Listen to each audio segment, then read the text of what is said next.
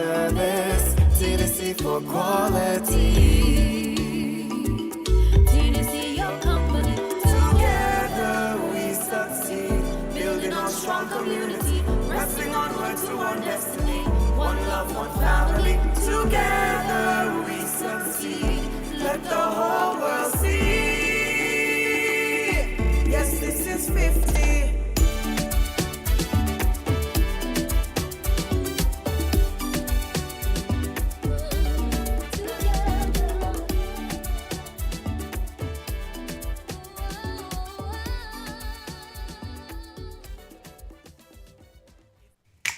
Maybe it's the way the brilliant gold liquid reflects our sunshine, or how the bright blue of its label mirrors the clear Caribbean skies overhead. Maybe it's the fresh, crisp taste of this beastly cold beer on a scorching hot day. Maybe it's even the way it brings us all together. But one thing is for sure, Carib is very much a part of who we are wherever we're from in the Caribbean. Carib. It's the way we play. Drink responsibly. People make the world go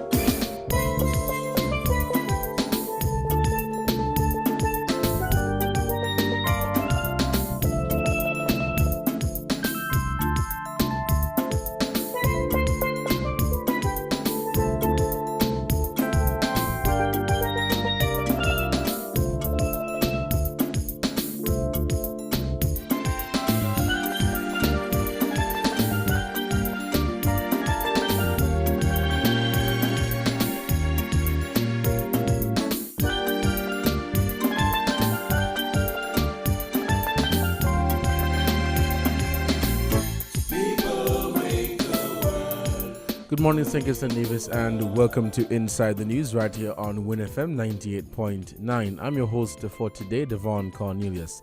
Thank you so much for joining the program. Today is Saturday, February 18, 2023. It is 10 minutes past the 11 o'clock hour here in the studios of WinFM 98.9. Let me apologize for the late start, but we're going to get the program going today.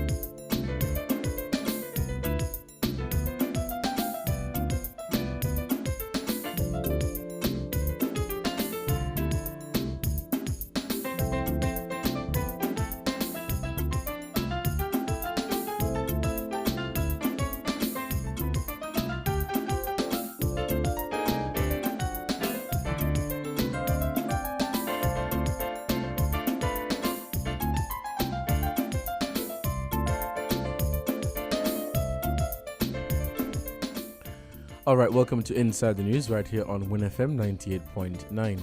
I'm your host for today, Devon Cornelius. Thank you again so much for joining the program. My colleague Kamali Manik should be joining me shortly on the program. And we will be, of course, this is Inside the News. We will be discussing the most recent news here in St. Kitts and Nevis as it relates to, what's going on there in Nevis. When you think that the dust is settled and everything is, back to some sense of normalcy, there is a new development. Now, I think it was on Wednesday? Yes, on Wednesday of this week, Cleone Stapleton Simmons, in an address, stated or declared that she will now be an independent representative in the Nevis Island Assembly. She currently serves as the parliamentary representative for Nevis 5, and she was elected to that constituency, first elected rather, in a by-election in March of 2020, and she was re-elected in the December 12, 2022 Nevis Island Assembly elections. Now on Wednesday, Stapleton Simmons announced that she will be an independent representative in the Nevis Island Assembly on the opposition benches. Now the speech or the address delivered by Stapleton Simmons is about 27 minutes long.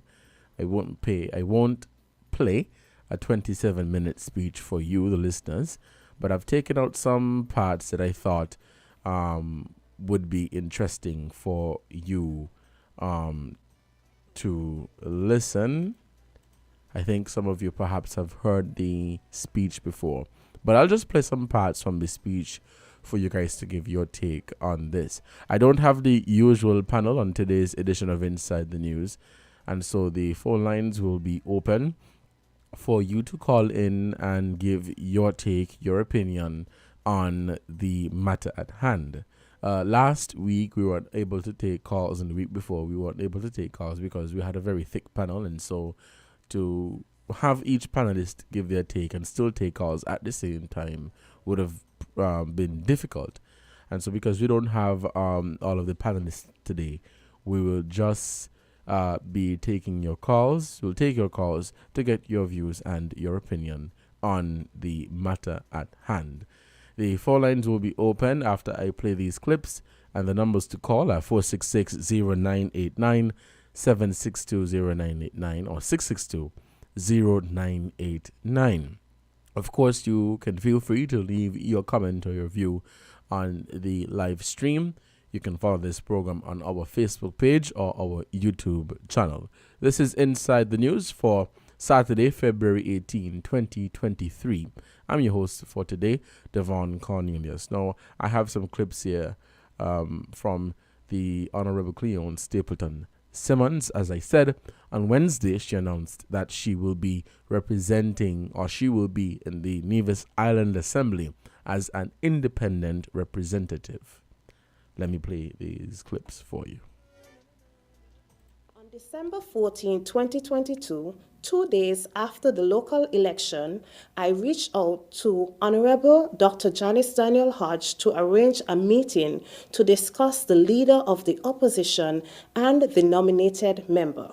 We met that same evening. I indicated to the Honorable Dr. Janice Daniel Hodge that if she was so inclined to permit me to be the leader of the opposition, as I was in the Parliament for almost 3 years, or if she was inclined to be the leader of the opposition, that I will fully support her, provided that we agreed that I will choose the senator, of course with guidance from herself and the party. On December 28, 2022, during a telephone conversation, Dr. Daniel Hodge stated that she saw no reason why she, as the leader of the party, should not be the leader of the opposition. I informed her that the matter was not in dispute, as I had already given the undertaking that I would support her to be the leader of the opposition as early as December 14, 2022. On December 29, 2022, the matter was raised again during an executive meeting. I reiterated several times during the meeting that I was willing to support Dr. Janice Daniel Hodge as the leader of the opposition, provided that I was able to choose the senator, and of course, with input and guidance from the party. It was clear to me that the members of the executive either did not understand my proposal or were already round-robin on the matter, as the members were adamant that the party leader should be the leader of the opposition. The meeting erupted in total chaos as members were of the view that I was being disloyal to the party.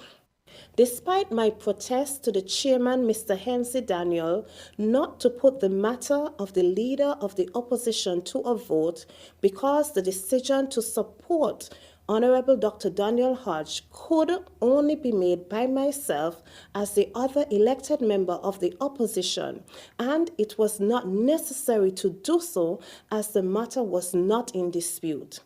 I advised the meeting that a discussion at the executive level on this matter should be merely persuasive. The general public is further advised that I intend to exercise every legal remedy available to me under the laws of St. Kitts and Nevis to ensure that justice is served. To the good people of St. Thomas's Parish, I wish for you to know that it was always my intention to serve you and the people of Nevis in a principled manner and with the highest level of integrity as your area representative. I pledge to do my best to continue to build St. Thomas's Parish and to advocate for changes that will help to enhance your standard of living and provide you with a more comfortable life. I will continue to serve you in the Nevis Island Assembly as an independent member of the opposition. People make the world go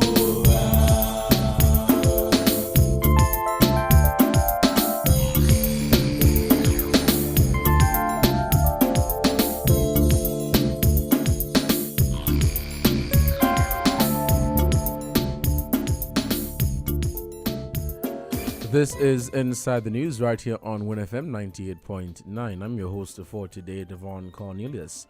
Let me say thank you so much for joining the program today.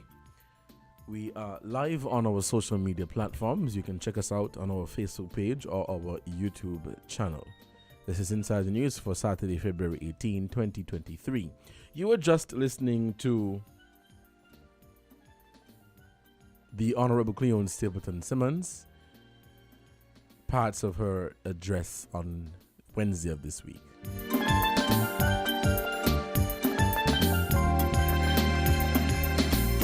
People make the world go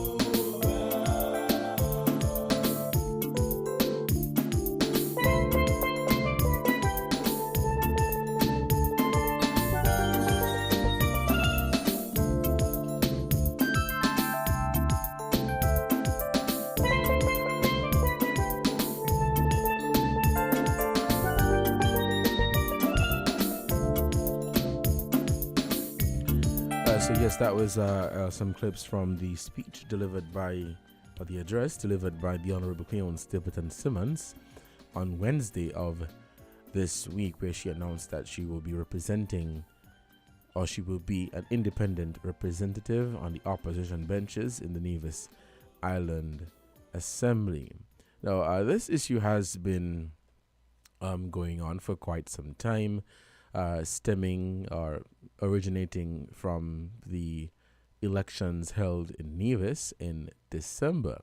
As you heard in the clip by Stapleton Simmons, that she approached the party leader, Dr. Daniel Hodge, to allow her to be the leader of the opposition because she was in the parliament for 3 years. In other words, she's seen as the party leader in parliament, and so she believes because of that, she should be the leader of the opposition. And so this issue has been going on for quite some time. I think over the past few days and weeks, it has, I would say, grown, or it is now out of control. A number of people have been weighing in on the topic and have been giving their take on it. It has been the major talking point across St. Kitts and Nevis on a number of talk shows. A number of media outlets have been talking about this issue. Some may argue that, it's been going on for quite some time and, talk about something else or allow the issue to die down. I mean, but every time you look around, there is this new development. One thought that the issue was going to, die and they were able to come to a consensus. And then on Wednesday of this week, there was an address by the Honorable Cleone Stapleton Simmons announcing that she will be an independent representative in the Nevis Island Assembly. And Stapleton Simmons also spoke to the impasse within the party and spoke to or mentioned some of the events in chronological order that, in relation to the leadership and the senator matter within the Nevis Reformation Party.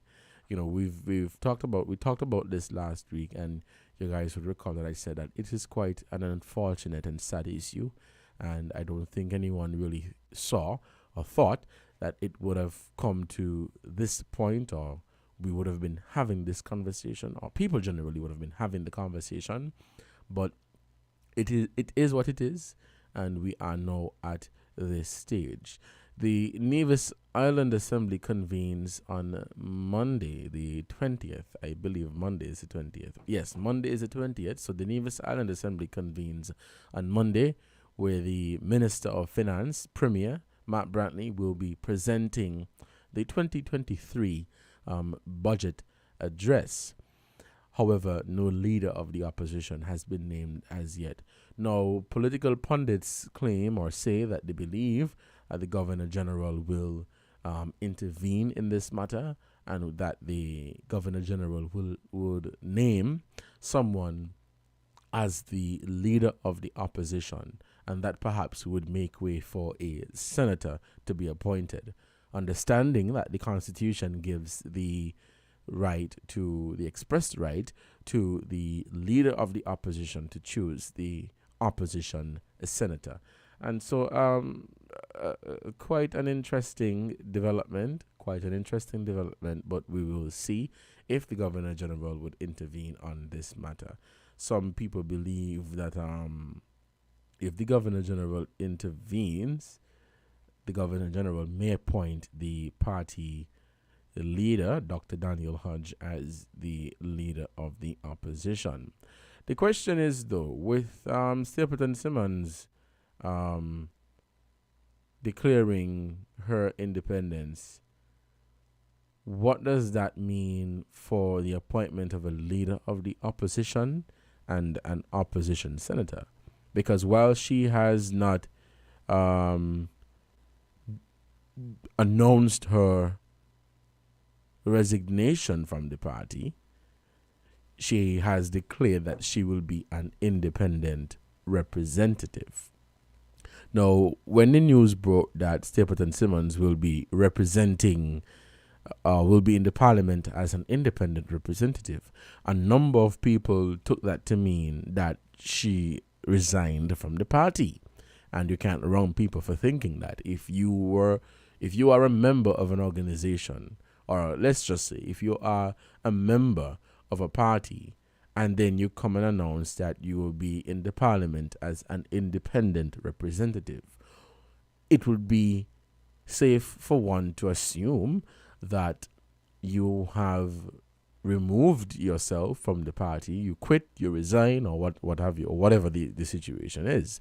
However, when I listened to the address by Stapleton Simmons, she never said that she resigned, and she did not indicate whether or not she had given a letter or sent a letter to the party's chairman or the party's secretary general to state whether or not she has tendered her resignation. So I think that is the big question in the air right now. How can you be an independent representative in parliament and still be a member of the party?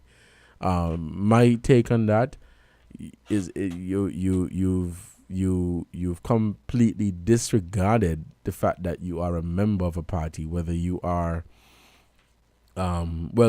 I guess that's another situation, because Stapleton Simmons has since been suspended from the party.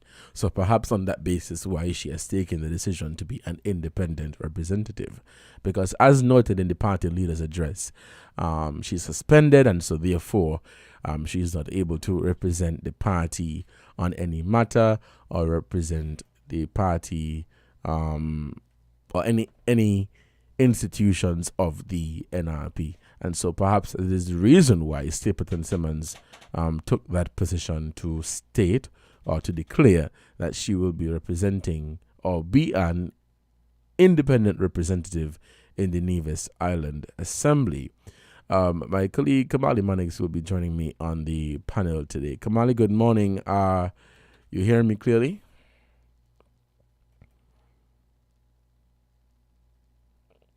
Okay, we'll try to get the... Hello, good morning. This is what, week 3 that I've been on your show at this point in time. I think WinFM needs to start sending me a stipend or salary or something to that extent, but we need to talk about it. Well, thank you so much, Kamali, for accepting the invitation to be on this program for free. We sincerely appreciate it. You hear me clearly, right? Of course. All right. So, just before you came in, I was talking about the announcement by Cleone Stapleton Simmons that she will be an independent representative in the Nevis Island Assembly. However, she stopped short of announcing whether or not she had resigned from the party. Stapleton Simmons, in her address, also spoke to the impasse within the party and also confirmed that she did in fact approach the leader of the party to be leader of the opposition, and for them to have a conversation on the position, the leader of the opposition and the appointed senator, as to who should be appointed senator for the opposition. What is your take on this move taken by Stapleton Simmons, where she has not resigned from the party, but she has declared that she is an independent representative? Again, my position has been for the past 3 weeks absolute foolishness. I don't know what exactly was her motivation behind doing all of this. She has literally ended her political career. I think what needs to happen now, the party needs to help her on her way out. She unlocked the door, fine. NRP needs to open it, kick her out, and then shut it back. If it is that she doesn't tender her resignation from the party, by Monday, I think the party's executive needs to meet and decide to remove her. Many people believe that will be the next step, as we note that when the party leader made the announcement that Stapleton Simmons had been suspended from the executive, she did disclose that there is a disciplinary committee, and the disciplinary committee would do their investigation, and then they would make their recommendations as to the next step.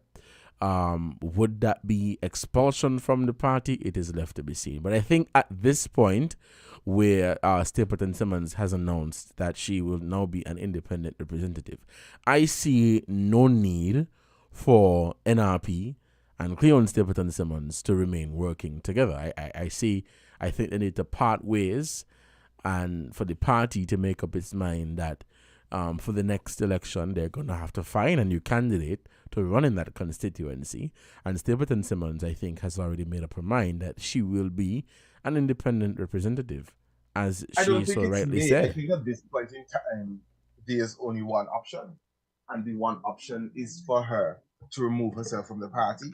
Because from the time this whole debacle started to play out, I remember having, personal conversations with you and saying what she's doing is stupid. Because the reality of the situation is she doesn't have the political capital to be wanting to bully a party leader. She doesn't have the political capital to be able to run as an independent. Because the reality of the situation is our political system works on parties. And so as it stands, she needs a party in order to support her political existence. You look at the United Kingdom, there is a retired, he's not retired, British politician named Sir Kenneth Clarke. Sir Kenneth Clarke holds the record for longest continual ministerial service. He served for 18 years as a member of government, him and about 2 other persons. A conservative by heart. He was referred to as the big beast of British politics. Served 50 years in the House of Commons. Astute political leader. And then he decided to go against the party's policy in regards to Brexit. And the party decided to remove the whip, aka to remove them from the party. And by the next general election, he was gone. Because the reality of the situation, yes, he was the big beast of British politics, but it was a political party that enabled his political existence. And so when he decided to attempt to discredit or assist in bringing down that institution, the institution then did what it needed to do. And so in this instance, Cleon Stapleton Simmons, yes, she was at one point the only NRP representative, or whatever the situation is, blah, blah, blah, ta, ta, ta. Yeah, everybody's all happy about that. But at the end of the day, she doesn't have the political capital of a Sir Kenneth Clarke. And even with all of his political capital, once his party removed the whip, his political career essentially ended. So for me, from the whole beginning of this whole situation, it spelled doom, and I only saw one way out, which was either she resigns from the NIA or the party removes her completely. Mm-hmm. Now, I know that you've been following Neva's politics for quite some time, so it is safe to say that you understand how the politics works in Nevis. Do you think that Stapleton Simmons would have a successful career as an... I know you've basically answered that, but do you think she would have a successful career as an independent representative? And let's say that she is to put her name on the ballot paper again in the next 5 years. So in that constituency, you will have, I assume NRP will get a candidate. So you'll have an NRP representative, a representative from CCM, and now Stapleton Simmons as an independent candidate. You know, what do you see or foresee happening in that constituency based on the as dynamics? An independent, from an honest perspective, I think she's going to come across as a pappy show. She's just going to go be the person who goes to Parliament to speak, and everybody's, well, one, she's going to have a problem mobilizing her own supporters in her constituency because, of course, many of them will see it as a betrayal. So who do you really represent if the individuals that you claim to represent are absolutely, annoyed at the fact that you are sitting in the NIA as a quote-unquote independent, because they did not elect you as an independent. They elected you as an NRP candidate. Two, as an opposition representative, she's going to have very little ability to mobilize because, again, who is her base? Her base has already decided that they are supporters of NRP and not Cleon Stapleton Simmons. Three, if NRP removes her from the party, they're able to find a candidate who is of a certain quality, and that candidate is able to mobilize the party branch, get out, start working in the constituency, or if it's a person who's already active, continue their work in the constituency. It means that going in to the next general election, her time will be, please, she's just going to become a political pariah. I don't think she has the political capital or the bank account of an Asset Michael. So I don't think she can pull off an Asset Michael.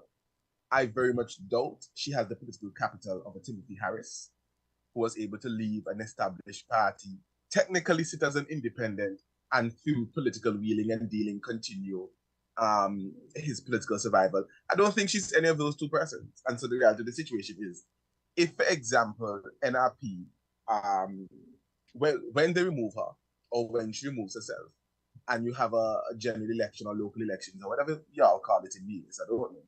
I will always refer to it as a general election. In that instance, her political career will be done. Mm-hmm. There's no Right. if not, buts, or maybe. Mm-hmm. It's done. Mm-hmm. Did you get a chance to listen to the address by Stapleton Simmons? I don't really like listening to foolishness, but I believe you have clips of it. All right. So, for your benefit and for the benefit of those who are just joining the program, I will play some of the clips, some clips from her address. Have a listen.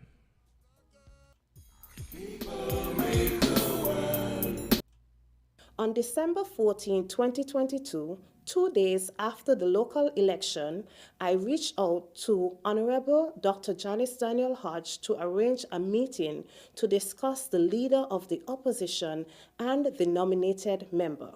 We met that same evening. I indicated to the Honorable Dr. Janice Daniel Hodge that if she was so inclined to permit me to be the leader of the opposition, as I was in the parliament for almost 3 years, or if she was inclined to be the leader of the opposition, that I will fully support her, provided that we agreed that I will choose the senator, of course with guidance from herself and the party. On December 28, 2022, during a telephone conversation, Dr. Daniel Hodge stated that she saw no reason why she, as the leader of the party, should not be the leader of the opposition. I informed her that the matter was not in dispute, as I had already given the undertaking that I would support her to be the leader of the opposition as early as December 14, 2022. On December 29, 2022, the matter was raised again during an executive meeting.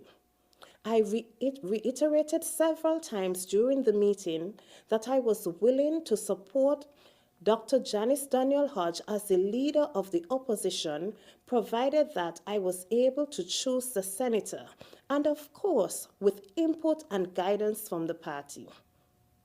It was clear to me that the members of the executive either did not understand my proposal or were already round-robin on the matter, as the members were adamant that the party leader should be the leader of the opposition.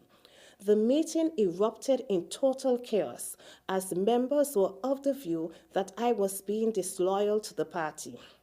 Despite my protest to the chairman, Mr. Hensi Daniel, not to put the matter of the leader of the opposition to a vote, because the decision to support Honorable Dr. Daniel Hodge could only be made by myself as the other elected member of the opposition, and it was not necessary to do so as the matter was not in dispute.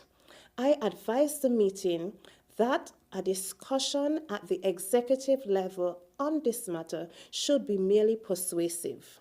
The general public is further advised that I intend to exercise every legal remedy available to me under the laws of St. Kitts and Nevis to ensure that justice is served. To the good people of St. Thomas's Parish, I wish for you to know that it was always my intention to serve you and the people of Nevis in a principled manner and with the highest level of integrity as your area representative. I pledge to do my best to continue to build St. Thomas's Parish and to advocate for changes that will help to enhance your standard of living and provide you with a more comfortable life. I will continue to serve you in the Nevis Island Assembly as an independent member of the opposition. Welcome back to Inside the News right here on WinFM 98.9. I'm your host for today, Devon Cornelius, and joining me on the panel today is Kamali Mannix, a youth parliamentarian out of Antigua and Barbuda. Kamali, what is your take on those remarks or comments by Cleone Stapleton Simmons? Interesting to say the least, because of course, the dominant thing that you get out of it, or what I got out of it, is an unnecessary attempt to hold a certain level of power and trying to, how do I put it in the best words, bullywag the party, essentially. Because for me, if you say that you are behind XYZ person serving as leader of the party, I don't see why you should be uncomfortable with allowing that person to serve as leader of the opposition and to have a certain level of discretion as to who the senator is. Because the reality of the situation is, I strongly believe that if a senator had to be picked, it would have at some point in time been a conversation of the executive, of which Cleone Stapleton Simmons is a part or was a part or whatever the situation is. And so she would have been able to have a certain level of input. Of course, she is the deputy leader, if I am correct. And so naturally, her word would have a bit more weight than everybody else in the room. So at the end of the day, she would have been a normal member of the opposition. Dr. Daniel Hodge would have been leader of the opposition. And Cleon Stapleton Simmons would have had some level of input as to who is picked as the senator. And so for her to say, oh yes, I would have picked the senator, but of course, through guidance and advisement, what is the difference if you do it versus Dr. Daniel Hodge? There's no difference. Mm-hmm. I see exactly where you're coming from. No, Kamali, we've spoken about this for quite some time in terms of who should be leader of the opposition and who should have that right to select the opposition senator. I think what has since added to this whole debate is the speech by Stapleton Simmons, her declaring her independence and basically saying, hey, I'm on my own going forward. Now, I had the opportunity to sit down and listen to the speech from the start right down to the end. And there was something that jumped out at me, where Stapleton Simmons stated that she supported Daniel Hodge in numerous occasions on public media appearances. She stated that she supported Daniel Hodge as the leader of the opposition. However, in the first instance, she approached Daniel Hodge to be the leader of the opposition based on her being senior in Parliament. She also said that if I can't be the leader of the opposition, allow me to choose the senator. Now, the question that I would have for Stapleton Simmons, if she's listening, and a question I think many people would have, how do you become leader of the opposition? Who would have chosen the opposition senator? Because if she had gotten the green light to be the leader of the opposition, in my mind, there would have been no argument as to who chooses the opposition senator, because the Constitution speaks clearly as to who has that right to select the senator. And so I don't want to jump to conclusions. It could have been a case where, Kamali, you support me as the leader of the opposition. I've already gotten the green light, and I go ahead and pick the senator. And if you want to mumble and grumble, then that's your business. And so, it's a really, every time you think about the situation, there's so many scenarios that can come out of it. But that's a question that I have. Had Stapleton Simmons become the leader of the opposition, who would have chosen the senator on the opposition benches? Would she have allowed Daniel Hodge to choose the senator? That's the question that I have. What say you, Kamali? Well, based on my assessment of her action so far, and of course putting out a disclaimer, I don't know her personally, and I've often been of the opinion that regardless of what your political thoughts are, you never attack a person's personal personality. Right. You can attack their position, you can attack their choices, but of course, I would never walk up and down the place and say, she's this, that, and the other. I don't know the person personally to make those sort of assumptions. But looking at her as a political body, as a political entity, and her approach to power plays, because all of this has been a power play, whether you want to admit it or not. I highly doubt she'd have given Dr. Daniel Hodge the ability to choose the opposition senator.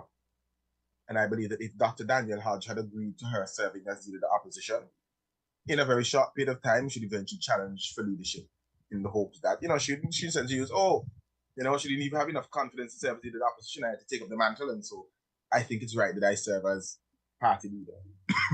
Of course, all of these are scenarios that one can posit and toss around and throw around, but I just think at the end of the day that all of this is absolute foolishness. This is not going to end well for anybody. It is going to do much damage to the party that she claimed for many years she represented and she's a member of and she supported. It is going to do some level of damage because it's going to, people then start to think about, here what? If they were in government, would it be a situation where she would have been saying, "Oh, I'm an independent," and then you'd have had a 2-2 split, and she'd have been in the center trying to play kingmaker or whatever. It does a lot of damage to the party supporters, especially those who have taken a chance and said, "You know what? Instead of voting CCM, let me vote for NRP." And so again, it leads you to have to ask the question: is this really the character of the persons that we are electing to public office? And remember, I've asked this question every single episode. It makes you want to wonder, are these the type of persons you're electing? Persons who will say anything on a platform to get a vote, and then when they enter into office, it's a complete different story. And that is a very uncomfortable position or even thought to have. Mm-hmm. I follow you. Kamali, it is 11:48 here in the studios of WinFM 98.9. We have to take a short break to give a shout out to our sponsors. We also want to take a few calls to hear from the good listeners, their take on this situation. The phone lines will be open. You can call us at 466-0989 or 662-0989. We'll take a break at 12 for the headline news. Let's take this break and we'll be right back. Hello. Gajin, What's up, girl? Talk to me. you know I'm working hard on being even more active, right? So we're going to the TDC Home and Building Depot to get a blender, weights, a yoga mat, and a bike for Clive too. You serious? Something keep in there? Yes, girl, all month long. Shop in store, get 20% in savings on health and wellness products like blenders, juicers, air fryers, waist trainers, and more. Girl, Betty, you joking. I don't have time for jokes. Get yourself sorted because in February we're staying active with TDC HBD. Yes, girl. Girl. Terms and conditions apply. See store for details. Maybe it's the way the brilliant gold liquid reflects our sunshine, or how the bright blue of its label mirrors the clear Caribbean skies overhead. Maybe it's the fresh, crisp taste of this beastly cold beer on a scorching hot day. Maybe it's even the way it brings us all together. But one thing is for sure, Carib is very much a part of who we are wherever we're from in the Caribbean. Carib. It's the way we play. Drink responsibly.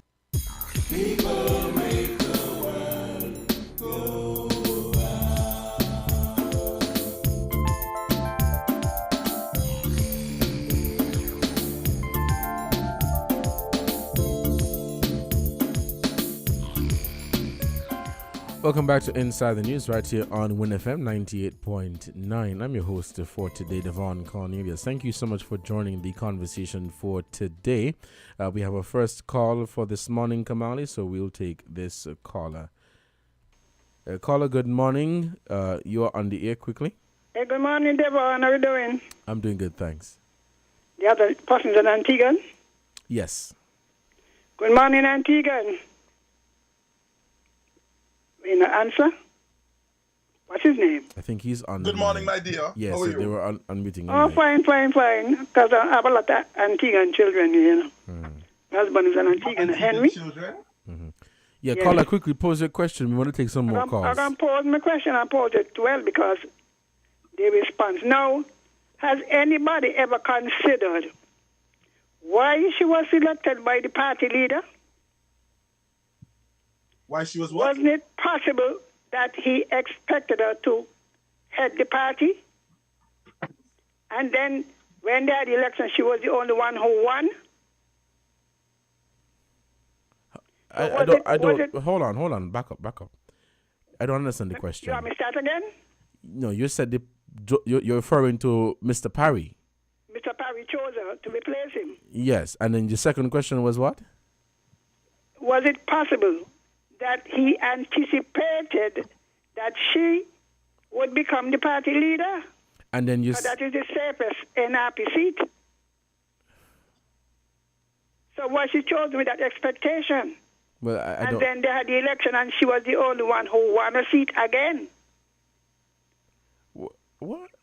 I don't understand the question. She's not the only one who won a seat again. No, I don't mean again, you know, I mean when they had that election. But it was a by-election, so Right, there could and only she be won the seat. yes, but there can only be one election. So let me continue. I'm talking about anticipation, you know. So, you know our situation, where the party position and the party status is at stake. Whether believe it or not, it would not have been too much to allow her to recommend the senator. Because as she stated, the alternative was somebody who was not even an NRP nor associated with or rallied with. So there was nothing for the party to lose if they chose the person she recommended, since according to what I heard, he was one of those party activists. That's my question. All right. Thank you, caller, so much for your contribution to this program. It was a by-election. So She became, so wait, I have a question. The constituency that she represents was Joseph Parry's constituency? right, Joseph Parry resigned from the The seat. former premier. Yes, he resigned in January of 2020. The by-election was held 3 months later. She won the seat. So that was the only election. So I don't understand the second part of the question. The first question was, has anyone considered that maybe Mr. Parry chose her because he saw that she could once become the leader? You just can't choose somebody and make them become leader. There's a democratic process where the delegates of the party have the convention, they vote. That process took place in September of 2020. The delegates voted in favor of Dr. Janice Daniel Hodge to be the leader of the party. Kamali, you want to give your take on the comments or question by the caller? Well, the caller seems to be very Antiguan, so I'm smiling on the inside, or Antiguan associated. But to answer your question, I'm Antiguan, but my grandmother lived in St. Kitts for 30 years. So of her 8 children, 4 Kittitian by birth, 4 Antiguan. My mother is, maybe 2 years shy of being born in St. Kitts herself. But I don't know, of course. I think when persons, like when a long-standing politician is retiring, part of their choice, I guess, of their successor is usually somebody who they think is capable of being a representative and, if possible, to take on party leadership. I don't think Mr. Parry, and I don't want to speak for him, but I don't think he sat down in a room and said, here, what I think she's going to be the next party leader, especially when I resign or I retire, whatever the situation is. I would like to believe that the thought process was more, since I am leaving as party leader, and since I'm leaving as the constituency representative, I need to at least have somebody who will continue and somebody who I think can serve well.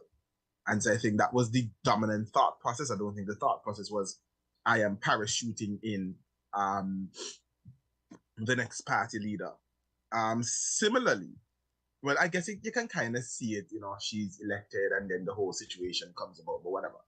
Similarly, I just don't agree with individuals trying to hold a party at ransom. The basis of my opposition to what she has done is the fact that you are a part of a organization, you're part of an institution. No institution operates willy-nilly.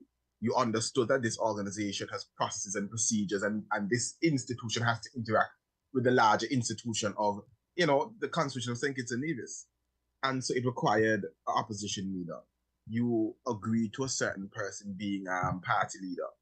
You agree to them going to the electorate leading the party, with the understanding that had NRP one should have been premier. And so for you to now switch back and, so I kind of, since the party didn't win, and I think I have an opportunity to have a power play, I kind of think I should serve as the opposition and whatever. Or if you can serve, but I will choose the senator. Foolishness. Absolute foolishness. Kamali, I'm not going to apologize for saying it. I'm going to be frank. I see it as a power grab. That's all that it is. You on one hand, you approach the party leader to be leader of the opposition, and because you did not get to be leader of the opposition, you're saying, okay, let me choose a senator. And your rationale is what? Because you've served technically 2 years longer than her. It doesn't make make as any... if Cleone has been a representative for 5 years, 10 years, 20 years, 15 years. 2 years, have several seats. Give me a break. You know, so I, I really don't understand it. Um, it's unfortunate. It's really, really unfortunate. I know people are going to say, no, you know, when you're in a party, other people should have a say. I totally understand that. There is nothing wrong with Stapleton Simmons recommending the senator. There's nothing wrong with Stapleton There's Simmons. something wrong with trying to hold an entire Right. party, right? But to the point where you're gonna say, look, the more I try to think about it, the more headache I get. Let's head back to the phone lines and we'll take some more callers. Caller, good morning. You're on the air. But Mr. Cornelius, I'm listening to your program. I don't see it as a problem if the other member saying that she wants to have a say in being in selecting the senator. You know, I mean, from the inception, you know, she said she's going to throw her support behind the leader. But can I have a say in terms of selecting the senator? Because what I was made to understand is that you have some folks from the whole guard who wants to be senator, and she's looking at somebody young. You see, we are missing this point. And then, you know, in our last address, she mentioned a couple things which is very thrilling. I don't know if you all pick it up in terms of people, you know, want to be senator, you know, to get the pension and this kind of stuff. So we have to look at it from all angles. What is the big deal? Why she cannot have a say in terms of the senator? I don't see no problem in that. She said, okay, I am going to throw my support behind Ms. Danielle Hodge in terms of being the opposition leader. But you know, she know it is Mrs. Hodge who's supposed to select the opposition leader, or appoint, sorry. Yes. Appoint the opposition lead, appoint the senator. But she is saying, okay, when I throw my support behind you, can I have a say in, you know, giving a name in terms of the senator? So I think, you know, we have to look at this thing from all angles. Because, you know, look, it reached to this point right now, okay, is that there's still, because she now being an independent, declaring herself as an independent, the party still ain't going to get the senator, and they ain't going to get an opposition leader. You're gonna get the leader of the party in parliament representing the party, but she would not be carrying the title as opposition leader, because the Constitution clearly stated that for you to be the opposition leader, you have to get the support of at least one elected member. So now when Ms. Simmons declares herself as an independent candidate, you know, they're still back to square one. It should have never get to this.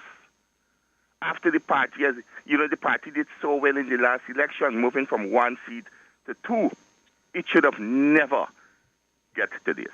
Mm-hmm. So that's my contribution. All right, then. Thank you so much, caller, for your contribution. We'll take a break for the headline news. Kamali, can I get your comment on that?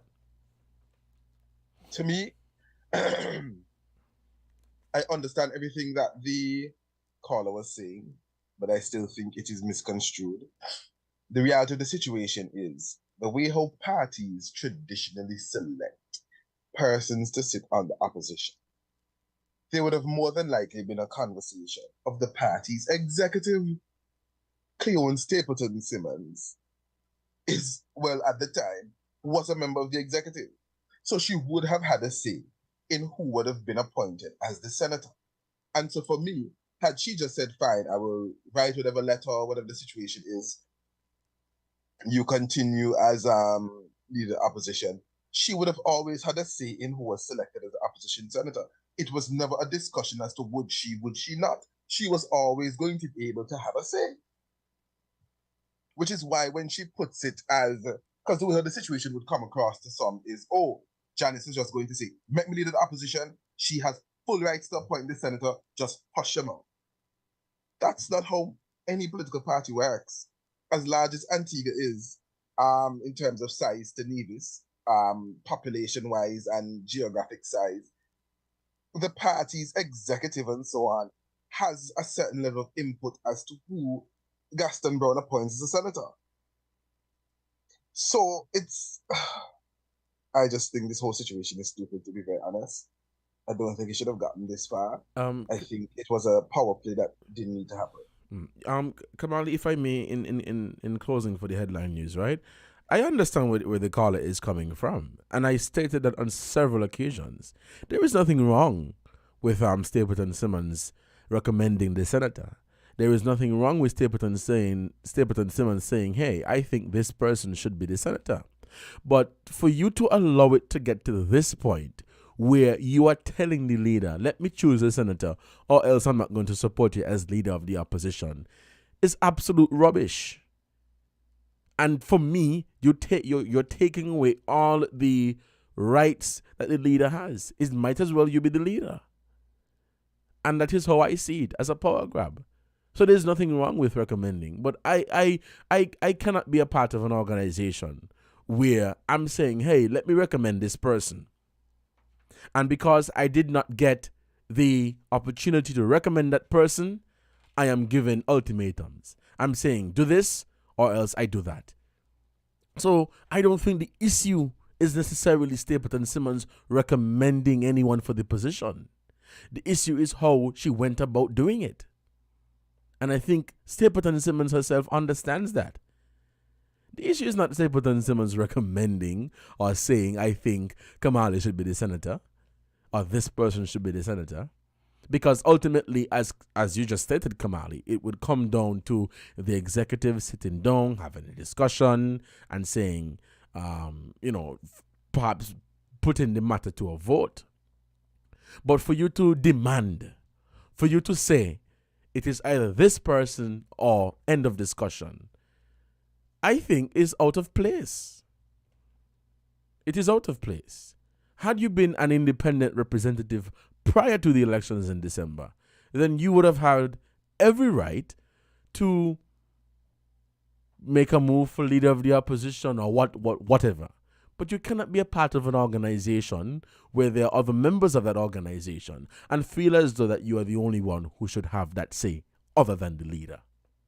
The Constitution states clearly that the leader of the opposition selects the senator. And so if we are to have a conversation based off of the Constitution, then that is it right there.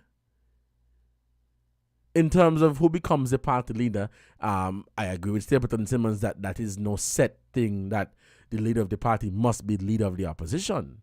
But it has long been principle, it has long been tradition that whoever leads the party becomes leader of the opposition. But how I see it, as a power play, as a power grab. Let me be leader. And if I don't be leader, let me choose senator. I disagree. Kamali, thank you so much for joining me on the panel. Guys, we'll take a break to give a shout out to our sponsors and for the news break. And when we come back, we'll continue Inside the News right here on Win FM 98.9.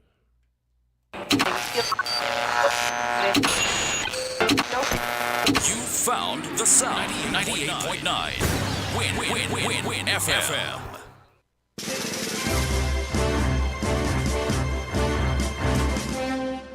We now bring you the headline news. The headline news is brought to you by Caribbean Alliance, The Grange, KDP Enterprises, Carib Brewery, the ICDF Taiwan Technical Mission, and NHC.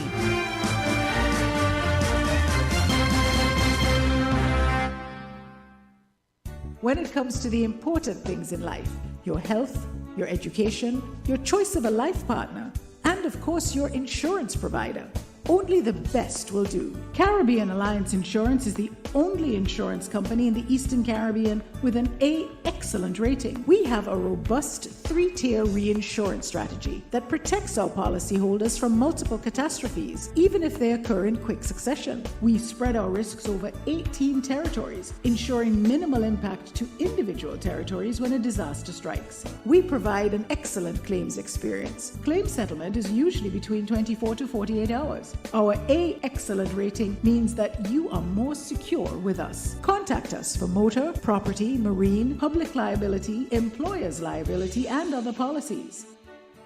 Delisle Walwyn, people you can trust. Local agent for Caribbean Alliance Insurance. Tomorrow secured.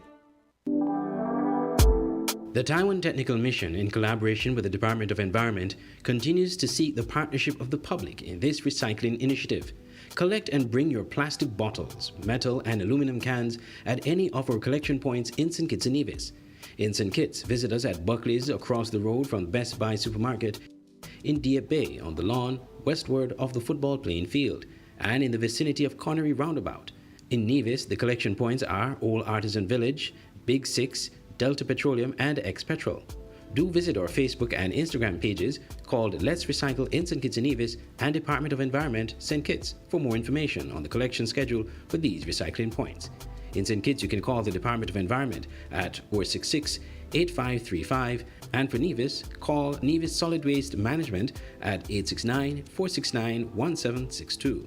Let's recycle in St. Kitts and Nevis as we work towards establishing a more friendly place. Shipping your cargo shouldn't be a hassle. It can be as easy as a single call to Amerijet International, your worldwide cargo transportation solution.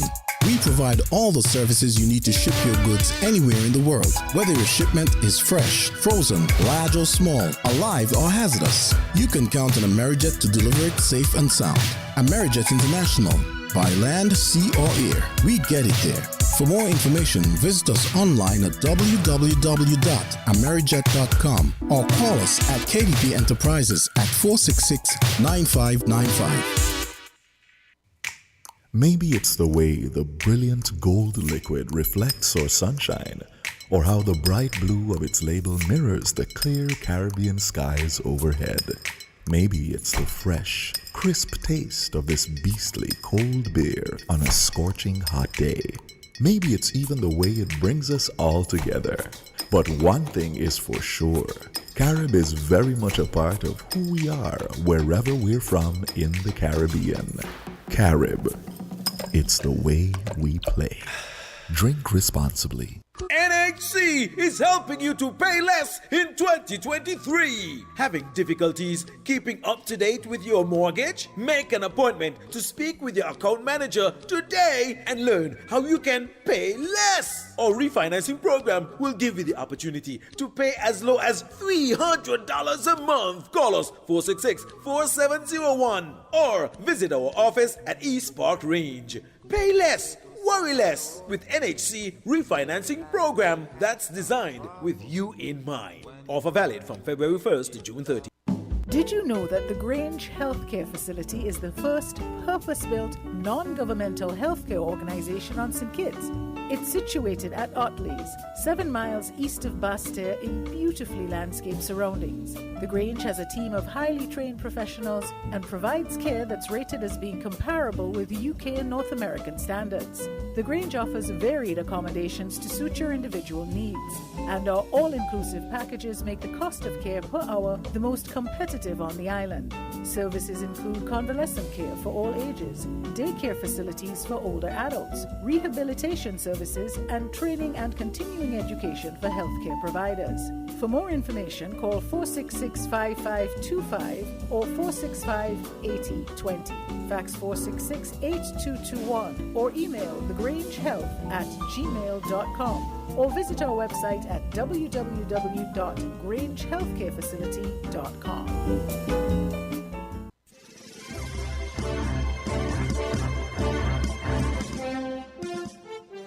With the WIN Headline News, I am Kevon Brown. Making the headlines, Ministry of Education extends closure of Irishtown Primary School. CARICOM must play a leadership role in addressing deteriorating situation in Haiti, says CARICOM heads of government. Student charged for torturing ex-girlfriend remanded. Energy conference wraps up in Guyana. Internationally, the U.S. said it had successfully concluded recovery efforts off South Carolina to collect sensors and other debris from a suspected Chinese surveillance balloon shot down by a U.S. fighter jet on February 4th, and investigators are now analyzing its guts. Now, the details.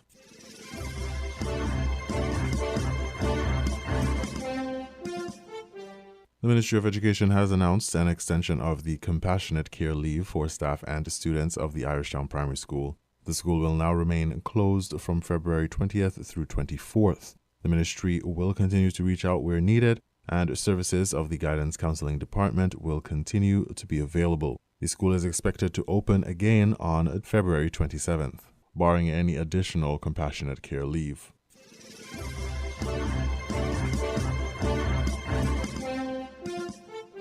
The CARICOM Single Market and Economy, food security, intra-regional travel, climate change, climate finance, health, and security were some of the major issues discussed at the 44th regular meeting of the CARICOM Heads of Government. At the meeting in the Bahamas, Heads of Government also emphasized the need for the region to play a leadership role in addressing the deteriorating situation in Haiti, a member state, calling it a moral and political obligation. Action is needed by CARICOM because of the mounting insecurity and its widespread impact on all facets of Haitian life. Justin Trudeau, Prime Minister of Canada, was a guest speaker at the meeting, where he announced that Canada would be sending Navy vessels to Haiti and $45 million in funding. We will continue to be there to provide assistance in the best ways possible, alongside partners in the region and around the world. We continue to empower the Haitian National Police and provide them with equipment and tools that they need. We will also be deploying Royal Canadian Navy vessels off the Haitian coast to help stabilize the situation and support national authorities, and to address security concerns throughout the region and help stop human trafficking and the flow of drugs and weapons. We announced $1.8 million to strengthen border and maritime security across the Caribbean. Today, we are announcing almost $45 million in new funding to support regional organizations that will improve disaster preparedness and climate resilience and support nature-based solutions to climate change while protecting biodiversity in the Caribbean. The National Consensus for an Inclusive Transition and Transparent Elections, launched by the Honorable Ariel Henry, the interim Prime Minister of Haiti, was addressed despite the transition being viewed as needing to be more inclusive. Finally, the heads of government agreed to build international partnerships in support of efforts to return Haiti to peace and stability as a necessary precursor for free, fair, and credible elections.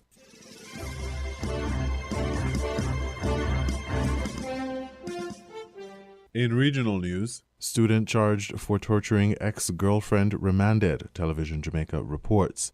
The 20-year-old male UWI student who allegedly tortured his ex-girlfriend for 3 days has been slapped with additional charges. In addition to assault occasioning grievous bodily harm, Matthew Hyde has been charged with false imprisonment and the use of malicious communication. He made his first court appearance today and is being represented by King's Counsel Peter Champagny. An application for bail was not pursued today because we were served for the first time with statements in relation to this matter, and naturally the defense would need time to assess the file, make a considered view on it in relation to whether or not an application for bail can be pursued on the next occasion. In addition to that, there are certain assessments that will have to be made from the defense's point of view, and I would not care to speak more about that. Suffice to say that the matter is for the 9th of March, for the next date when this matter is going to be heard.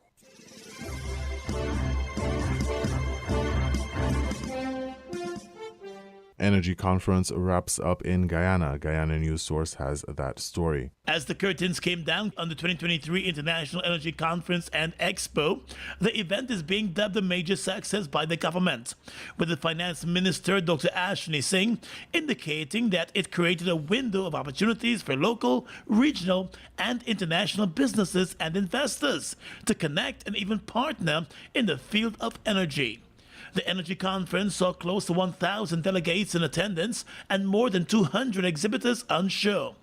During a closing panel at a Marriott hotel, Minister Singh said the conference and expo not only brought together heads of government policymakers, academics and industry professionals, but also businesses, entrepreneurs and investors who were presented with the ideal opportunity to network and explore opportunities for development within the energy sector.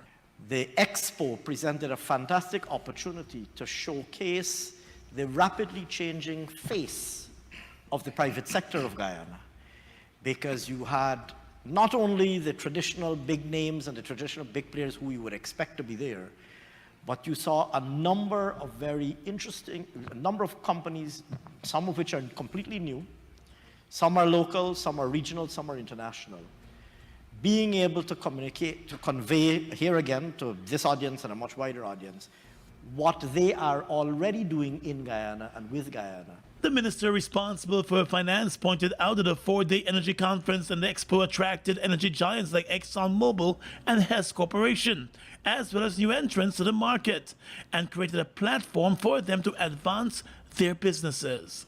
A lot of people clearly took advantage of the opportunity to introduce themselves to potential partners, potential clients, potential customers.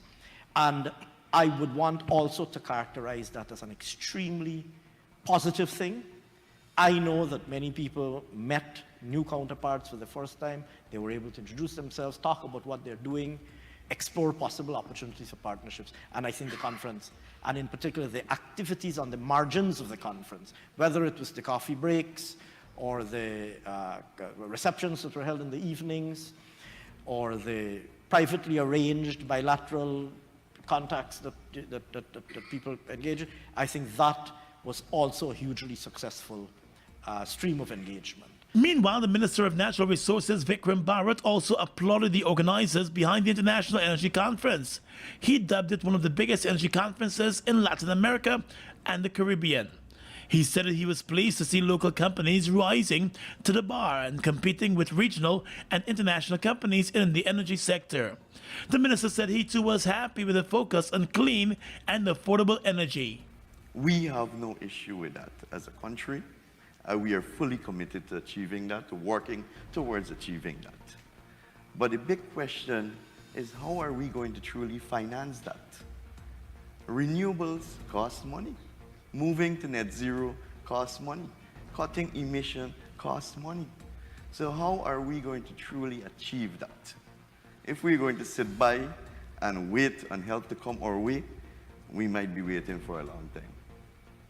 So it speaks towards Guyana as a country sustainably and responsibly exploring and developing its natural resources. At the same time, we are maintaining our environmental credentials. And referencing to the need for a balanced and efficient energy mix, Minister Barrett also stated that developing countries such as Guyana should be at the forefront of the supply chain. And we strongly believe that fossil will not disappear completely. They will still remain, even if there's a small demand for fossil, it will still be there. The need for it will still be there. But the big question is, who will be able to supply that? Barrett said that developed countries have long exploited their resources for their own development, and developing countries should be given the opportunity to do the same.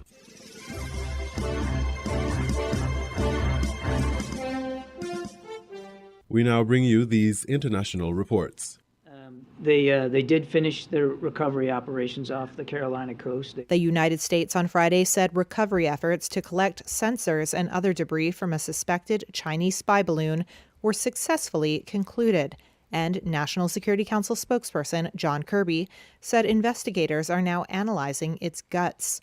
They got almost all, at least that which was recoverable, and it's quite a bit. It's a significant amount, including the payload structure as well as some of the electronics and the optics. And all that's now at the FBI laboratory in Quantico. They're analyzing it. They're looking at it. The Chinese balloon, which Beijing denies was a government spy vessel, spent a week flying over the United States and Canada before it was shot down by a U.S. fighter jet on February 4th on orders from President Joe Biden, a decision Kirby defended.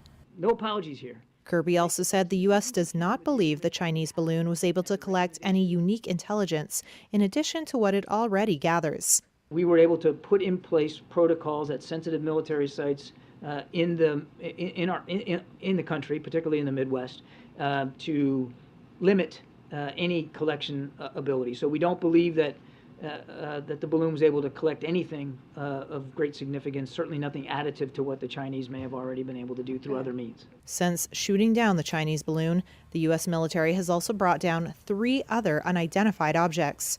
Kirby tried to temper expectations about recovering the 3 objects, specifically one which fell into the deep waters of Lake Huron. I mean, we all have to accept the possibility that we may not be able to recover it. The intelligence community said this week that the 3 unmanned objects were likely tied to a commercial or otherwise benign purpose. According to reports, including one from Politico, a ballooning hobby group said one of their balloons went missing in action. Kirby on Friday could not confirm nor deny. So, John, I take that to mean you guys don't have any plans to reimburse the Bottle Cap Balloon Brigade? I don't know of any plans to reimburse. We honestly don't know what this is. More generally speaking.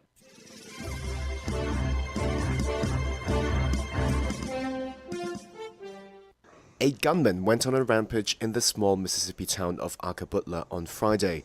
He killed his ex-wife and 5 other people in 3 locations, including a shop at a petrol station, before the authorities arrested him. Ethan Cash was an eyewitness. I run inside the store, make sure everybody's okay in the store. Man, I was going to start shooting at the guy as he was pulling off, but I didn't know who exactly it was. And, you know, I didn't want to hurt anybody, so I just kind of let the officers do that. It's their job anyways. A man was shot dead at the store. Authorities arrested the suspect near his home, where they found 4 more bodies. Tate County Sheriff Brad Lance. Richard Dale Crum is the suspect in this case, and as it stands right now, he's been charged with 1 count of first-degree murder. We don't have a lot of violent crime here, and this is outside the norm of anything that we've had. We've certainly had violent crime in the past, but this is shocking would be the best word I can use. President Joe Biden condemned the shooting and urged for better gun control. In his statement, he said he and his wife mourned for the 6 killed in Mississippi, as they had done for far too many other Americans.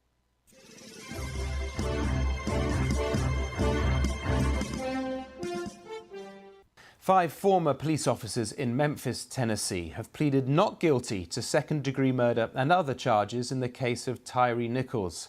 Mr. Nichols, a young black man, died in hospital 3 days after being beaten in Memphis last month. Videos showed the officers repeatedly kicking and punching Mr. Nichols after he fled a traffic stop. David Willis has more details. Their faces masked, the 5 Memphis police officers made their first court appearance as the mother of the young man they're accused of killing looked on. Huddled before the judge, it was left to the lawyers dotted amongst them to enter pleas on their behalf. A plea of not guilty. Urging patience, the judge said the case would take time to come together. But there are those, Tyree Nichols' family among them, who believe brutal body cam images speak for themselves. They capture what their own police chief described as a wolf pack mentality on the part of the officers involved. Having pulled Mr. Nichols over only yards from his home, they drag him from his car and punch, kick and beat him with a baton as he calls out for his mother. Tyree Nichols was taken to hospital but died 3 days later of his injuries. He's been described as a sweet-natured young man who had his mum's name tattooed on his arm. What prompted the officers to pull him over is still unclear, but 5, Tadarius Bean, Demetrius Haley, Emmett Martin, Desmond Mills and Justin Smith, are facing charges of second-degree murder. All were part of a specialised street crimes unit disbanded in the wake of Tyree Nichols' death. 6 weeks on from her son's arrest, Tyre Nichols' mother described what she's been going through as a nightmare. I want each and every one of those police officers to be able to look me in the face. They haven't done that yet. They couldn't even do that today. They didn't even have the courage to look at me in my face after what they did to my son. Tyre Nichols' death prompted protests across the country and renewed calls for police reform in America. A proposed Tyre Nichols law would compel police to intervene if they saw a fellow officer assaulting a suspect, but previous legislation of the kind has come to nothing. The police officers accused of killing Tyre Nichols are now out on bail. They're due to appear in court again on the 1st of May. David Willis, BBC News, Washington.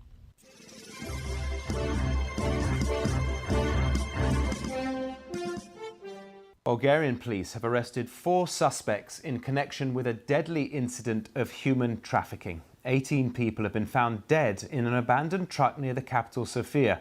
Police believe they were asylum seekers from Afghanistan being smuggled into Europe illegally. Well, our reporter, Sofia Betsia, has been following the story. So on Friday, Bulgarian police found an abandoned truck in the village of Lokorsko, which is near the capital, Sofia. And they discovered a gruesome scene with bodies scattered on the grass around the vehicle. Now, that truck was carrying 52 migrants who apparently were hiding in a secret compartment underneath some wood. Now, police believe that they were all from Afghanistan and were being smuggled to Serbia illegally. Now, as you mentioned, Mark, 18 people were found dead. One of them was a child. We heard from Bulgaria's health minister, who said that the cause of death was suffocation. Too many people in a small space. Let's have a listen to what he said. The people locked in the truck died due to a lack of oxygen. They were freezing and wet. They had not eaten for several days and they had injuries on their bodies. Awful details there. What happened to the smugglers? So when they realized that some people inside the truck had died, they ran away and left everyone there. Now, police have made 4 arrests, and they also said that they found 34 people who survived, including 5 children. They've all been taken to hospital, but some of them are in a critical condition. And this incident, this awful incident, reminds us that the route through Bulgaria is part of a wider trafficking route, a wider ongoing problem, isn't it? You're right. You know, Bulgaria is located on a trafficking route, as you said, which is used by migrants who try to get into the European Union from Turkey. And, you know, most of them don't stay in Bulgaria. They try to get to richer countries. But, you know, if we look at what happened on Friday, you know, it's been described as the deadliest incident involving migrants in Bulgaria.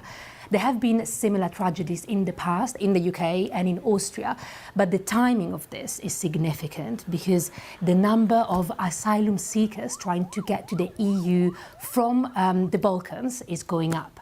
And in fact, earlier this month, the EU has introduced tougher measures to protect its external borders.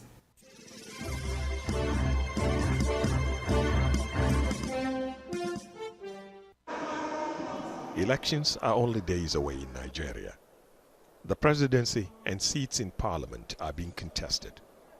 But critics say one group is having too much influence on the votes: state governors. I think a lot of anger about governance in Nigeria actually goes to these governors because the impunity of these governors, their misrule, their bad governance is part of the pain that Nigerians are going through. Since Nigeria's return to democracy in 1999, state governors have influenced who becomes president. With full access to state funds and resources, they can choose candidates for political office. Anybody aspiring to be president, of course, he will have to take routes through the governors because of the connectivity of the governors and the grassroots. But critics and activists say such power is harming democracy and governors in Nigeria, and they want it reduced. Limiting their powers will require amendment to the Constitution and the electoral law. But with the increasing number of governors getting elected into a parliament that's supposed to make these changes, Nigerians will have to wait longer for that to happen. Some are hoping these elections will mark a turnaround, with a woman now the front runner for a state governor post. A big step in a male-dominated society. But until then, little is expected to change party politics and governance in Africa's most populous country. Ahmed Idris, Al Jazeera, Maiduguri.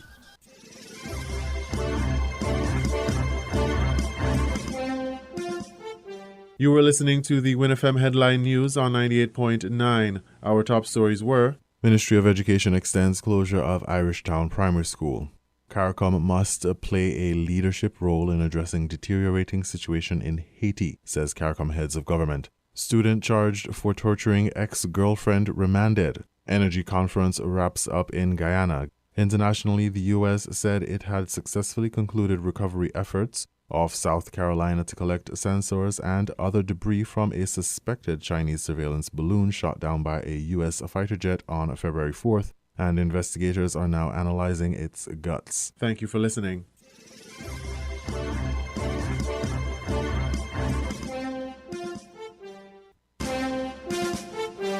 That was the WinFM Headline News. The Headline News is brought to you by Caribbean Alliance, The Grange, KDP Enterprises, Carib Brewery, the ICDF Taiwan Technical Mission, and NHC.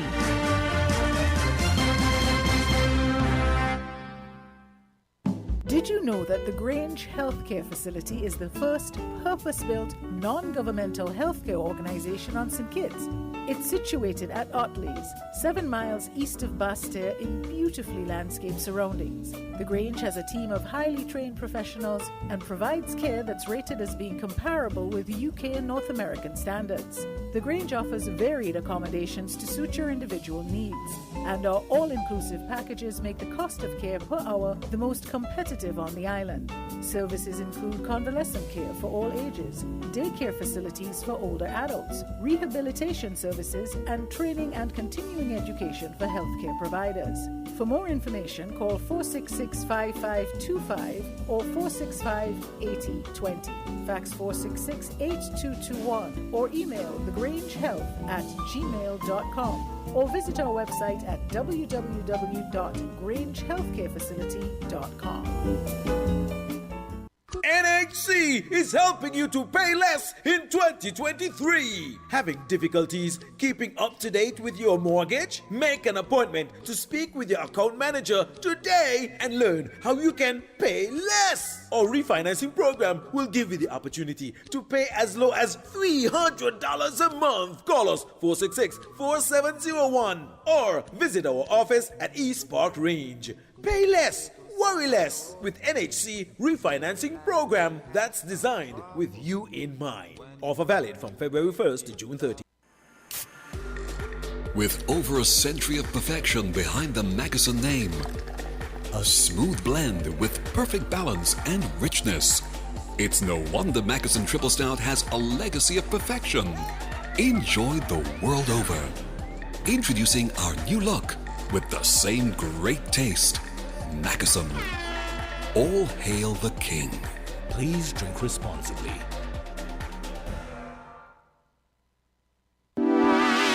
Shipping your cargo shouldn't be a hassle. It can be as easy as a single call to Amerijet International, your worldwide cargo transportation solution.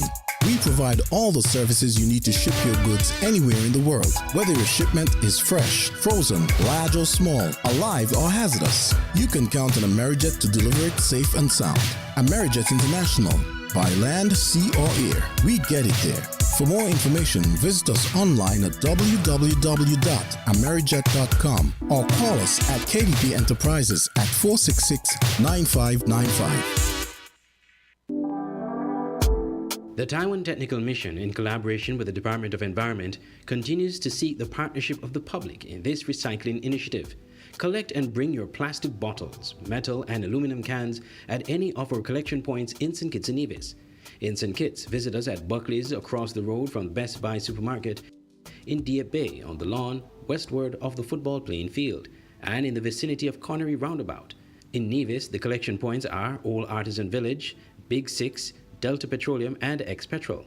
Do visit our Facebook and Instagram pages called Let's Recycle in St. Kitts and Nevis and Department of Environment, St. Kitts, for more information on the collection schedule for these recycling points. In St. Kitts, you can call the Department of Environment at 466-8535, and for Nevis, call Nevis Solid Waste Management at 869-469-1762. Let's recycle in St. Kitts and Nevis as we work towards establishing a more friendly place. When it comes to the important things in life, your health, your education, your choice of a life partner, and of course your insurance provider, only the best will do. Caribbean Alliance Insurance is the only insurance company in the Eastern Caribbean with an A excellent rating. We have a robust 3-tier reinsurance strategy that protects our policyholders from multiple catastrophes, even if they occur in quick succession. We spread our risks over 18 territories, ensuring minimal impact to individual territories when a disaster strikes. We provide an excellent claims experience. Claim settlement is usually between 24 to 48 hours. Our A excellent rating means that you are more secure with us. Contact us for motor, property, marine, public liability, employer's liability, and other policies. Dalil Walwyn, people you can trust. Local agent for Caribbean Alliance Insurance. Tomorrow secured. WINN is 98.9. 98.9 is Win FM. People make the world go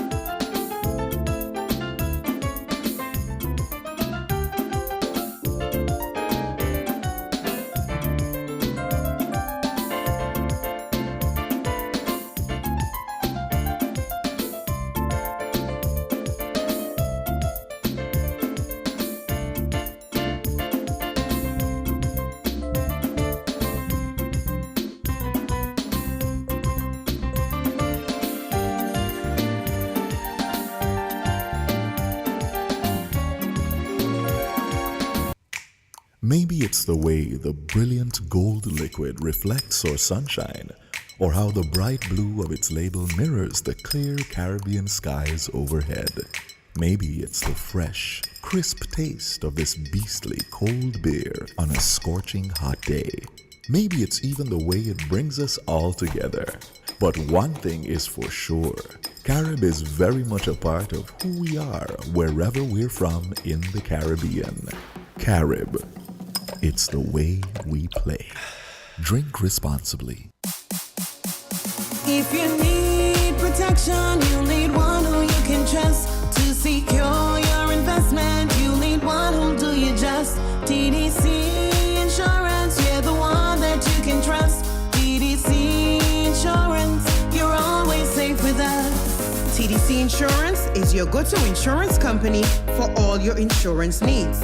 We take pride in offering you the best solutions and ensuring our customers are fully satisfied. TDC Insurance, we take good care of you, guaranteeing you peace of mind. You're always safe with us. People make the world go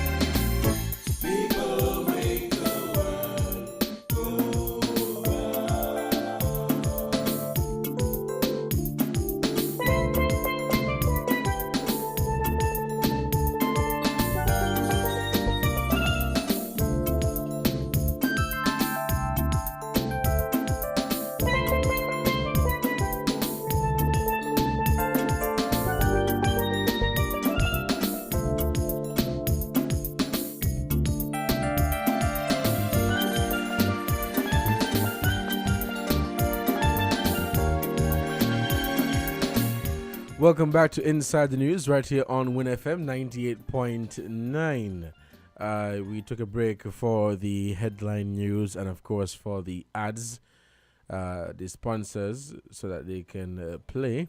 It is 12:44 here in the studios of Win FM 98.9, and you are listening to Inside the News for Saturday, February 18, 2023.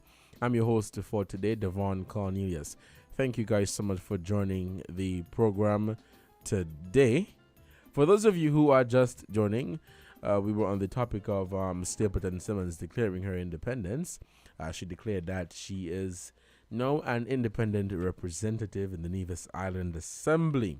However, she stopped short of announcing whether or not she had resigned from the Nevis Reformation Party. Joining us for the first hour in the program was Kamali Mannix, a youth parliamentarian out of Antigua and Barbuda, who gave his take on the situation. Last week we were here on this very same topic and week, probably because every time as the weeks go by, the situation develops and you hear something new coming out of it. I think we have already established who should be leader of the opposition and who should have that right to select the senator. I think where the discussion is now is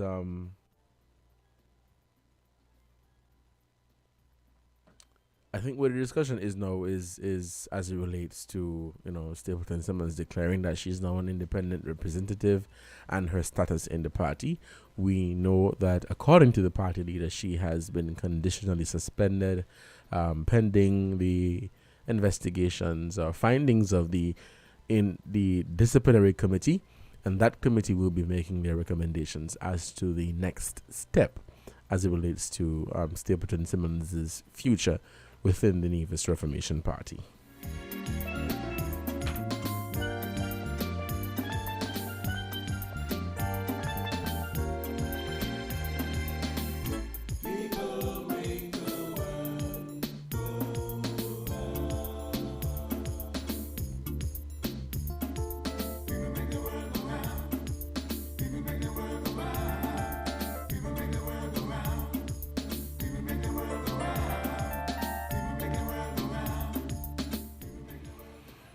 Right. So, that is the situation there. We're hoping that with the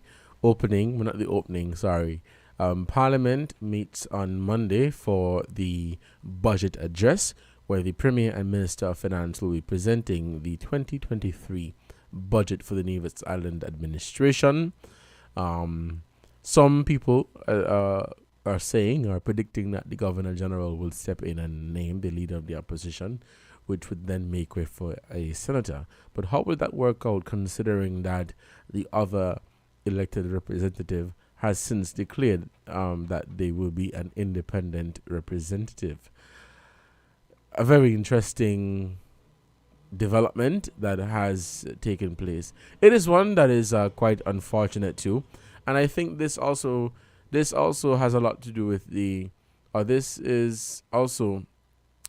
also has a lot to do with the governance of Nevis, because you're talking about the opposition, and in order for the government to be held accountable and for there to be good governance, you must have a strong opposition. You must have a strong opposition. I think coming out of the elections in December, many people were looking forward to a very strong opposition where you have the leader, the other member, and then the senator. As it is right now, that is not the case. It would also be interesting to hear Stapleton Simmons's argument or speech on Monday, because she's no longer representing the NRP in the Nevis Island Assembly. She is representing herself, or she is an independent representative, but representing the constituents of Nevis 5. That too is also up for debate, as people argue that in the December 12 election, the constituents of Nevis 5 who voted for her did not vote for her as an independent representative. They voted for her as Cleon Stapleton Simmons, a member of the Nevis Reformation Party. And so that too is up for debate. People have been giving their take on it and on what they think should happen. Some argue that Stapleton Simmons should just resign from the party and then resign from the seat. That is left to be seen. We're going to be taking some calls in the second hour, so let us head back to the phone lines and we'll take some callers. Caller, good afternoon. You're on the air. Hello, good afternoon.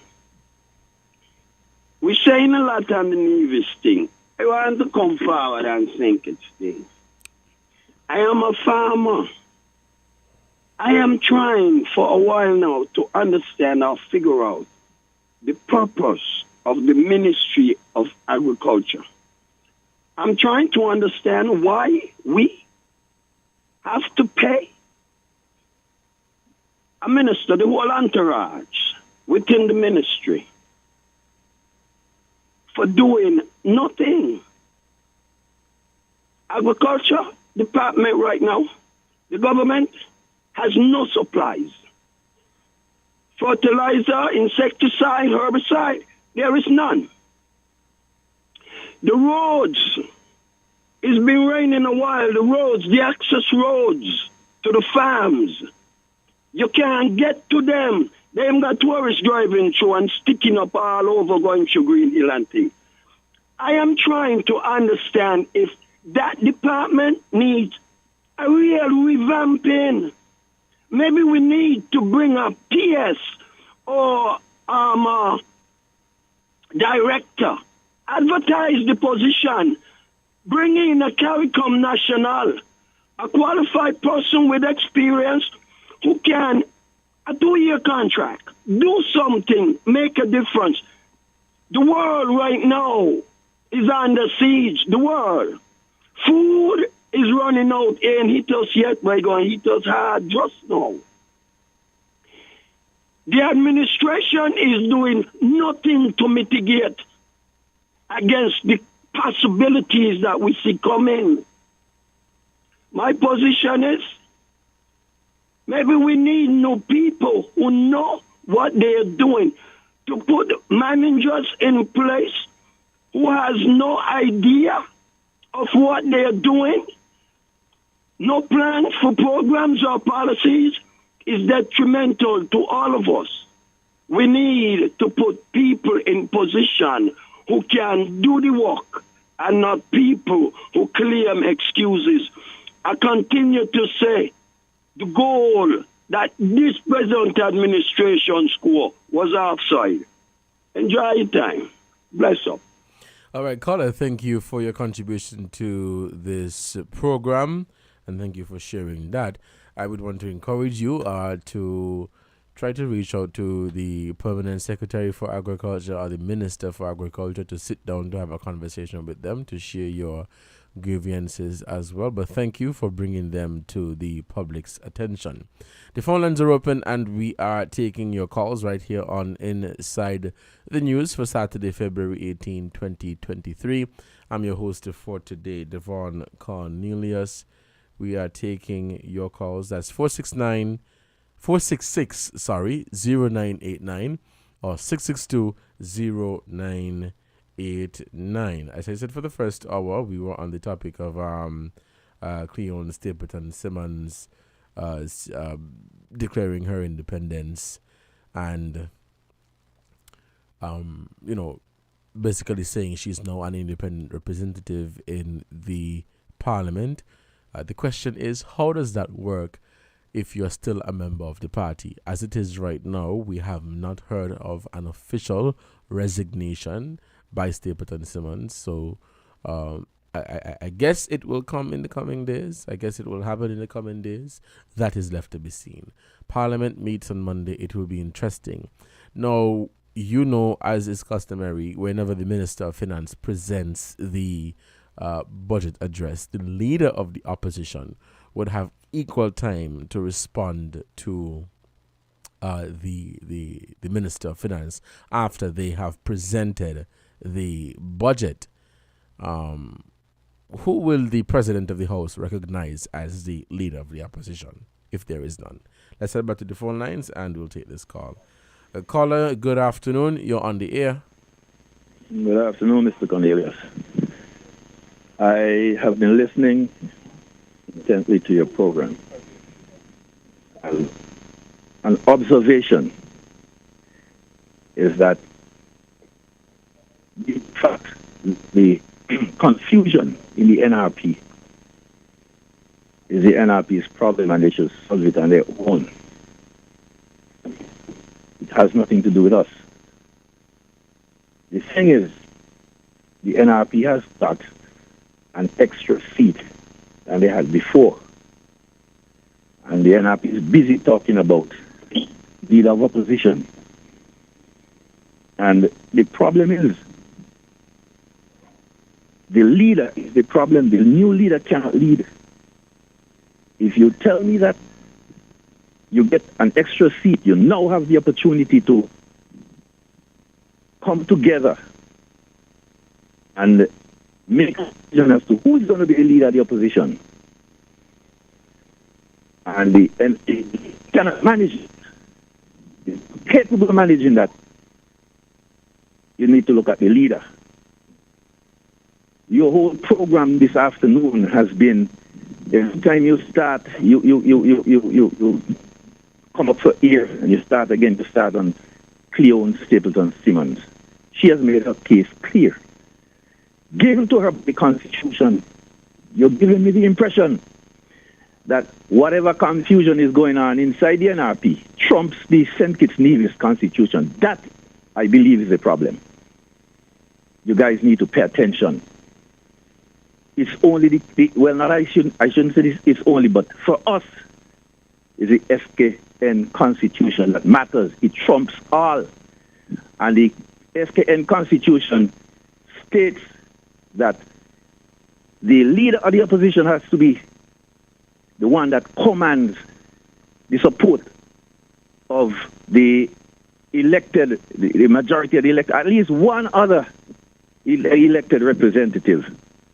That speaks volumes. And if the other is putting conditions, it's within her power. And if the leader cannot negotiate and a compromise, something is wrong. Something is wrong. That's poor leadership. If you got a thing and then everybody busy calling out the other candidate when the two supposed to make a whole, they can't make a whole. At the end of the day, where does this leave the NRP? In a worse place than it was when he had one seat, because all this confusion wasn't public. And the fact that you allow it to become public is a disaster. And then the leader has to get on a radio station and say that the NRP is who the people choose. I mean, that doesn't make her look very bright. Who the people choose is who is in power right now. And if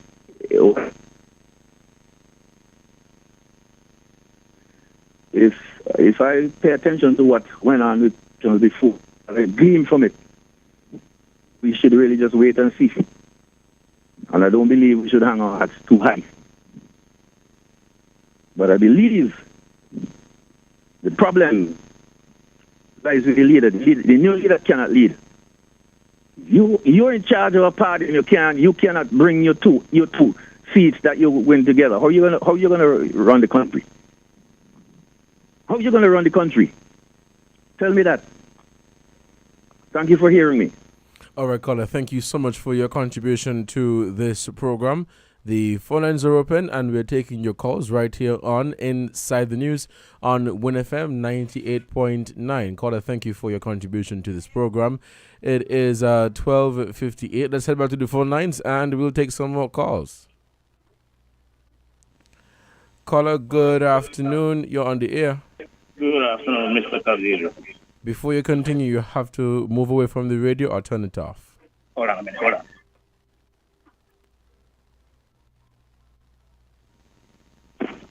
All right. Sorry about that. Yes, go ahead now. Cavieiro?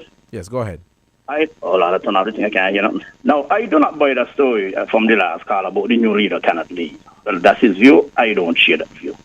First of all, I need to say hats off. Tip my hat, I must say, to this gentleman from Antigua that you had on, who used the word ransom. We've been tiptoeing it around, just going around the bush all week. I'm not saying it. The leader who are being held at ransom by her deputy. And it is clear to see. You could imagine 2 days after the election, she's going to approach her leader. I mean, wanting the lady position. I mean, one caller used the word yesterday, presumptuous, on another program, which clearly was the appropriate word. I mean, she was being so disrespectful to even approach the lady with that proposal. You understand? And that not working, she moved the ambush from that end of the road and put it a little further down. I begin to talk about, she wants to be able to select the senator now. You understand? But she didn't want to have no say, senator, the consultation store, she wants, if you're going to become leader, you must let me bring in who I want. So they're going to be 2 against 1 now. Right? Somebody who's going to get she back and not the leader back. And it's just simple. She wanted them, and one I think it's you, the gentleman from Antigua also said she's part of the executive. So nobody in no political party, expect that the leader just arbitrarily decide who's going to be the senator. There are always consultations. We've been around political party, we know how it is done. I don't believe the NRP is not different. So she would have had a say. But she ain't going to say, are you going to name the senator? If I am going to endorse you to be the leader. And if I don't get that, no business happening beyond that. And that is the position. People afraid to call it out. But that is what it is. She holding the lady on ransom. And the lady saw the ambush coming and move away and was not foolish enough to fall into it. Now, let me touch on the pension thing where she come out and bring out the people business now as to why the party wanted to put in a gentleman there who was a former minister to get his pension. What is wrong with that? If the party decide we want the man to go in there for a year, everybody make it, he old and this and that. But I have heard that gentleman there doing all kind of things for the at-risk gentleman, the at-risk youngster them over there. I mean, really? The man send them to learn to do air conditioning and steel work, cap, all kind of things they went Trinidad and all over go do. So what? It's because maybe a technicality or political whatever, he falls short of qualifying for his pension. So what if the party decide to assist the gentleman? What is wrong with that? So she throw a monkey wrench in there to charge people from looking at the real issue of her randomness. We have heard in Antigua recently how some people was made right with them with some political issue where they was terminated, just before they qualify for the pension, and you understand it was made right. You could imagine. No, let me just do a quick scenario before I go. You could imagine, like in St. Kitts, now number 6 is a big Labour seat forever it was, right? You could imagine if Dr. Douglas decided to turn over the seat to Miss Clark, a safe seat, and then Miss Clark goes into Parliament and decides, I run in I'm independent. You know what I mean? That would be an uproar in number 6. That constituency that she's representing is the same thing like number 6 in St. Kitts. So she needs to get her facts right. NRP need to now go to that constituency and let the people know we're no longer associated with this lady. She no longer carry our badge. She not having our back. So don't let her come with no whatever. Let her run on her own steam, not no more NRP steam. And I'm going to end by saying she have lots of book sense, but nothing else. Thank you, sir. All right, caller, thank you for your contribution to this program. The phone lines are open and we are taking your calls for you to give your view and your opinion on the matter at hand. The numbers to call are 466-0989 or 662-0989. Let's head back to the phone lines and we'll take this call. Caller, good afternoon. You're on the air. Hey, good afternoon again, Devon. My Antigua friend here still? No, he wasn't able to stay for the second hour. All right. Now, Cleona settled the matter, you know. There's not even any need for any disciplinary meeting. She has already declared that she is independent. So anything that is set up is of no consequence. Now, people are suggesting all sorts of things. And the truth is, when you listen to some of the comments being made, it showed that there was resentment on her selection from the very beginning. Oh, nobody did know about her. Well, why was the party leader allowed to bring in somebody, one, they say, who wasn't a member, who was not even financial? So how does that work out? They did not know her and that sort of thing. How does that work out? Isn't that also against the party constitution? Well, if she was brought in to be a candidate and she did not go through the process, that would go against the party's constitution, yes. Yeah. So I don't understand this thing now, because if they allowed it in the first instance and they allowed it again, then that argument is of no consequence. Well, I think it was a matter for them. I understand where you're coming from, caller, and I could agree with you to some extent. I think perhaps the party at the time wanted to accommodate Stapleton Simmons, even though she did not become a candidate after going through the due process like other candidates. So I think at the time people wanted to accommodated the leader. They accommodated Is he the leader, you know, rather than her? Because you see, yeah, well, he wasn't the leader at the time. Like the caller, listen. Right. He wasn't the leader at the time. When Mr. Parry recommended Stapleton Simmons, he was not the leader of the party at the time. He was the candidate for the constituency. He resigned from the constituency and he recommended Stapleton Simmons to be his replacement. But from what you are hearing now, it seems as though it was not generally accepted because of the complaint you're now hearing, eh? Right. So I'm saying while it was not generally accepted, as you've just stated, I am suggesting that perhaps the party just wanted to see how best they can work with Stapleton Simmons. So who is to blame in that case, ain't they? With all them to blame for it, not me. Yeah, all them to blame for it. So when I hear them jumping down the lady neck, I says, you see how life go? And the truth is, nobody wins a war. Because one tall get none at all. That's what it comes down to, you know. You want you want to be the leader of the opposition and choose, you get none. And she is still in the house. And no matter what they say or how they feel, they cannot take her out until the next Nevis Island election. And to suggest that she must resign. Well, I think all of us need to learn the Constitution, you know.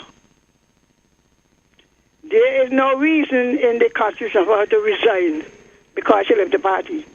And my good Antigua friend knows better.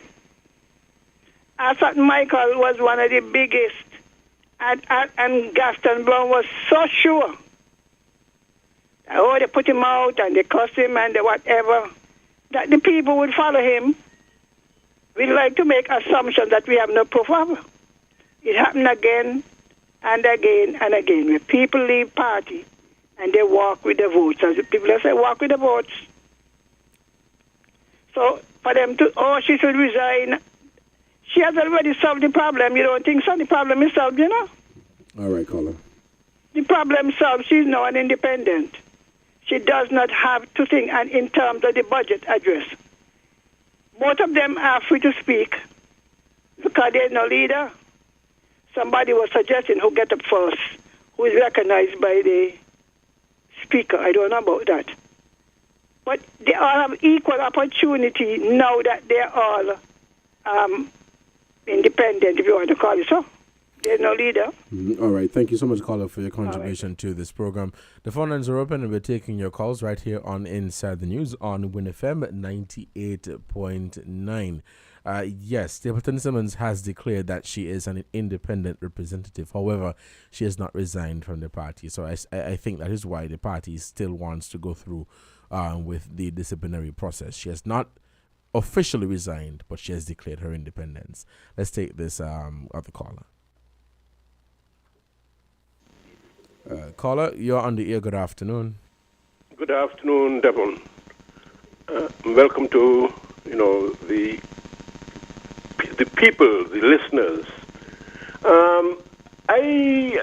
This thing has been bantered around for the past 2-3 weeks, and I think it's a clear-cut case. I would not really dwell on that.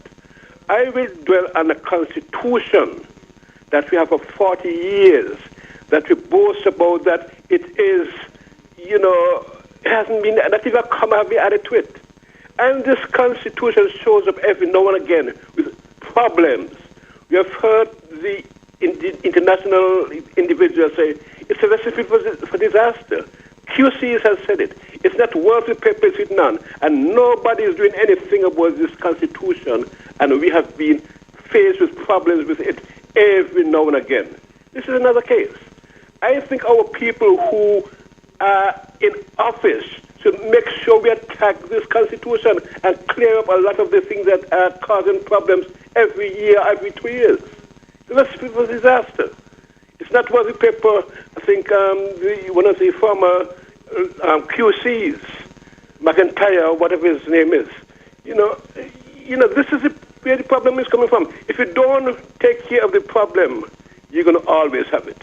And this is where I'm coming from. So if the Constitution is there that, the Constitution says this, I remember there was a guy named Lionel Nolan who was a senator under the same Constitution. And now nobody else, and the NRP only had one representative. How come he became a senator if he couldn't have been, if he wasn't allowed? And now the same situation is there, and nobody else could be a senator because you only have one elected person. I don't understand it. The Constitution needs to be cleared up. And if we boast about 40 years of independence and we cannot do anything to a Constitution that is flawed, that is a recipe for disaster, it seems as though we always want to have these problems every time something comes up. And I think the issue with this is clear-cut. Everybody knows what is happening. And for one to be siding from one side to the other because of whatever reason is fair. But, I think that the bottom, the problem, root of the problem is still there. And unless we take care of that, we're going to have issues continually until whenever it is done. Thank you very much. And thank you, caller, so much for your contribution to this program. I want to hear your views and opinions on this matter. The phone lines are open and the callers are coming in. Call us at 466-0989 or 662-0989. Let's take this other caller. Caller, you are on the air. Good afternoon. Yes, good afternoon, Mr. Cornelius. You know, my question is now, what the party is benefiting from this? Because do you know that when they came out and they suspend Mrs. Stapleton, you know, based on the suspension, Mrs. Stapleton would not be able to attend Parliament Monday? You aware of that, Mr. Cornelius? No, that's not correct. That's not correct? No, if she's suspended They said they suspend her from representing the NRP. Yes, but she can still attend Parliament. Well, that is why she declared herself as an independent candidate. That is why it boils down to that. But I think you need to check it out. Because remember, she won the seat on a NRP ticket. And if they say she's not to represent them, she could not have gone there. Check it out. No. There's a misunderstanding. I understand what you're saying, caller, but if the party suspends Cleone Stapleton Simmons, right?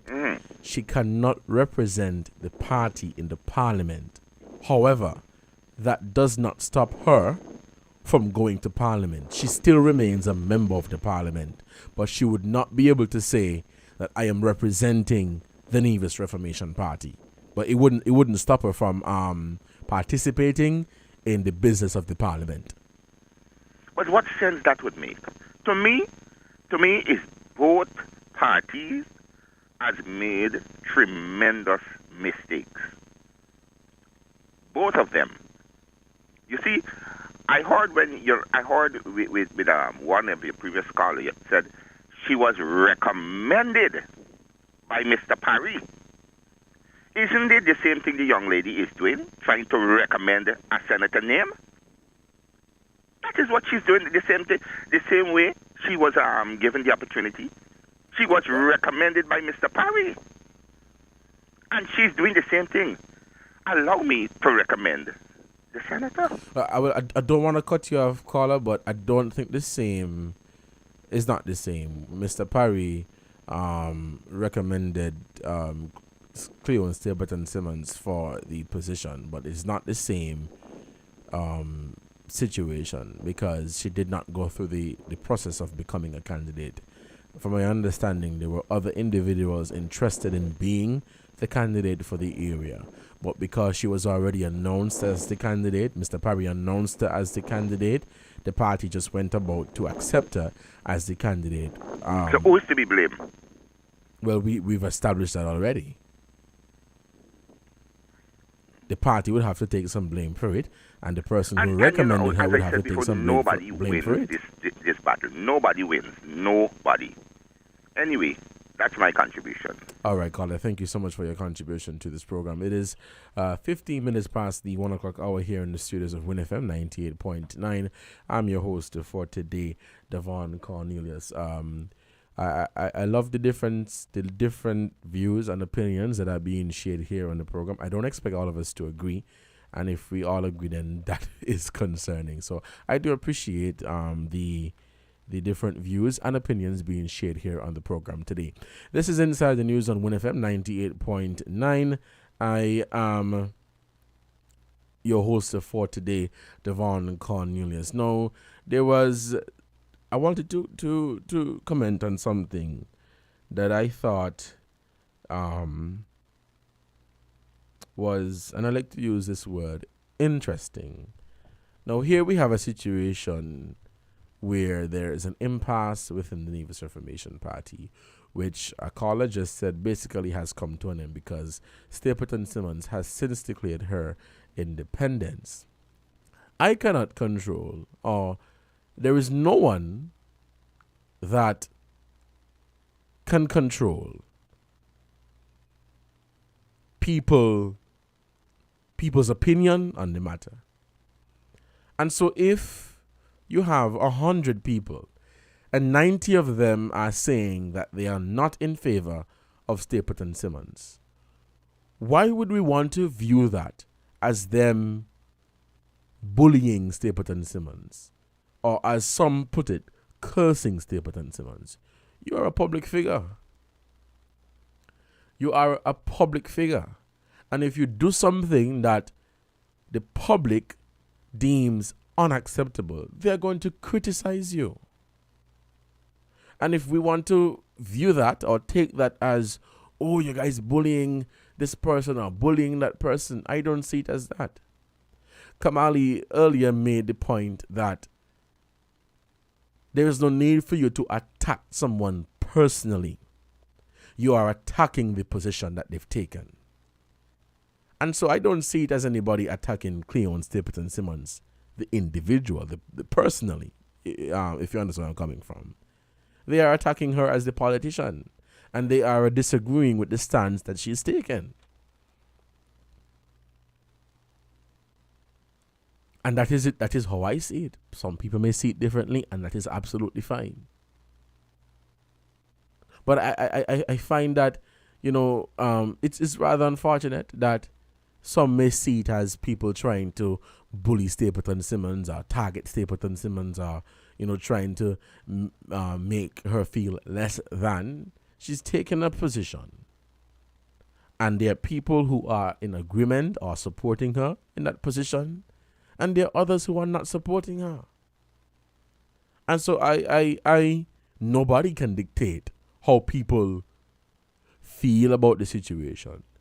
You can't tell somebody how to feel about the situation. A caller before made an interesting point. Look at constituency number 6. Dr. Douglas is the representative there. If he is to step back from politics today and decide that he's going to recommend or put somebody else or, go through the process of having a different candidate in that constituency, and there is some tension within the party, and the candidate has since decided to declare that they are independent of the party. They were elected on the party's ticket, but somewhere along the line they've decided, you know what, I am going to continue as an independent representative. You can't tell the supporters in that constituency how to feel. You can't tell them how to feel. Because the first thing that they'll tell you, that we did not vote for you to be an independent representative. We voted for you on the basis that you were representing this party. And I see that as being fair. Now, because of how the Constitution is designed, nobody could tell Stapleton Simmons to resign. That is her constitutional right.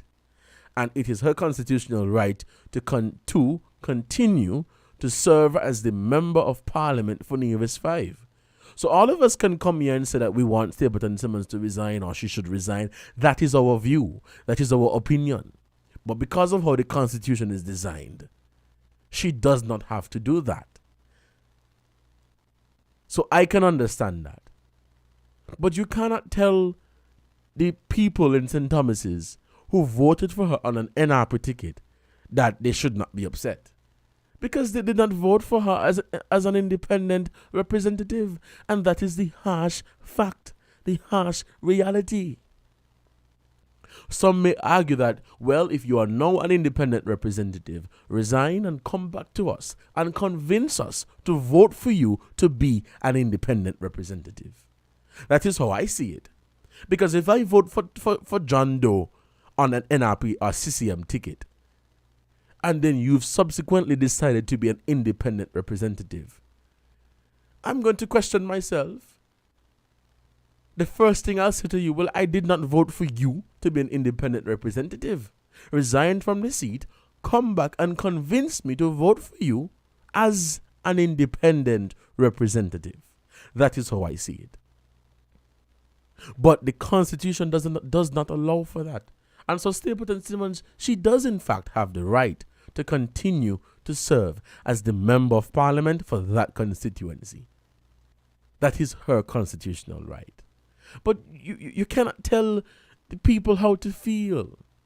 And because people have taken a position, you can't assume that people are bullying someone. You are a public official. And if you don't want anybody to talk about you, then you should not have been a public official. And that is how I see it. You may not necessarily agree with that, but that is the harsh reality. That is the harsh reality. You've signed up to be a public official, you are going to have to take the public criticism. I am not encouraging or supporting anyone to be disrespectful and talking about personal life and this and no. That is totally unnecessary. But if people are going to come here and express their views on something that Stapleton Simmons may have done that they are not in agreement with, then that's fine. Some of us are going to agree, and some of us are going to disagree. There was the election. There were two candidates in the constituency. Latoya Jones of the Concerned Citizens Movement, Cleon Stapleton Simmons of the Nevis Reformation Party. Latoya Jones received votes, and I can tell you that majority of the people who voted for her because she was on a party ticket. And the same for Stapleton Simmons. And that is the harsh reality. It is not a situation where because it happened in Nevis, it can happen there. What I'm trying to say is that with Asad Michael in Antigua and Barbuda, many people thought that, him announcing that he will be running as an independent candidate, that he may not be successful. And he was able to prove others wrong because he has been able to establish himself in the constituency and make a relationship or build a relationship with his constituents. Does that mean that that would be the same thing in Nevis? No. Because two different landscapes, two different political landscapes. I don't know how Antigua politics set up, so I could not have said whether or not Asad Michael would have won the constituency or not. Some people assumed that he would have lost because they know that independent candidates traditionally, they don't do well unless they are embedded on and rooted in the constituency or if they have a relationship with their constituents. And so if they move, the votes move with them. And so I could understand that. People have been given their take. And so while that is your opinion, that is absolutely fine. People have been talking about the matter for quite some time, a number of talk shows, a number of media appearances, and people are expressing their views on the matter. All of us cannot come here and agree on it. Does that even make any sense? All of us cannot agree. All of us cannot agree. Some of us are going to say, I think it should be this way, or I think it should be that way. But that is fine. There's some of us who would say that Stapleton Simmons is going to run and win. And there's some of us who's going to say that Stapleton Simmons will run and lose as an independent. That is your view. But I'm trying to choose my words carefully. But I don't understand that when politicians or people get offended when people talk about politicians. You're a politician. What I will not support is you getting personal with the politician. Stick to the issue at hand. There's no need for you to get personal. But if people are going to come and express their views and opinion on a particular matter relating to any politician, then I don't see anything wrong with that. I don't see anything wrong with that. Because in order for you to become a politician, you first have to go to the people to ask them to support you. It is 1:26 here in the studios of Win FM 98.9. We'll take this caller. Okay, we seem to have lost that call. Let me take this one. Caller, good afternoon. You're on the air. Are you hearing me? Yes, good afternoon, Mr. Cornelia. Yes, all right. Go ahead. Yeah, I was called to weigh in on the Honorable Cleon Stapleton Simmons situation. Sure, go ahead. Yeah, from my own perspective, I see Cleone Stapleton. I find she's out of her place. Now, presently, she's an independent parliamentarian, but she ran on an NRP ticket.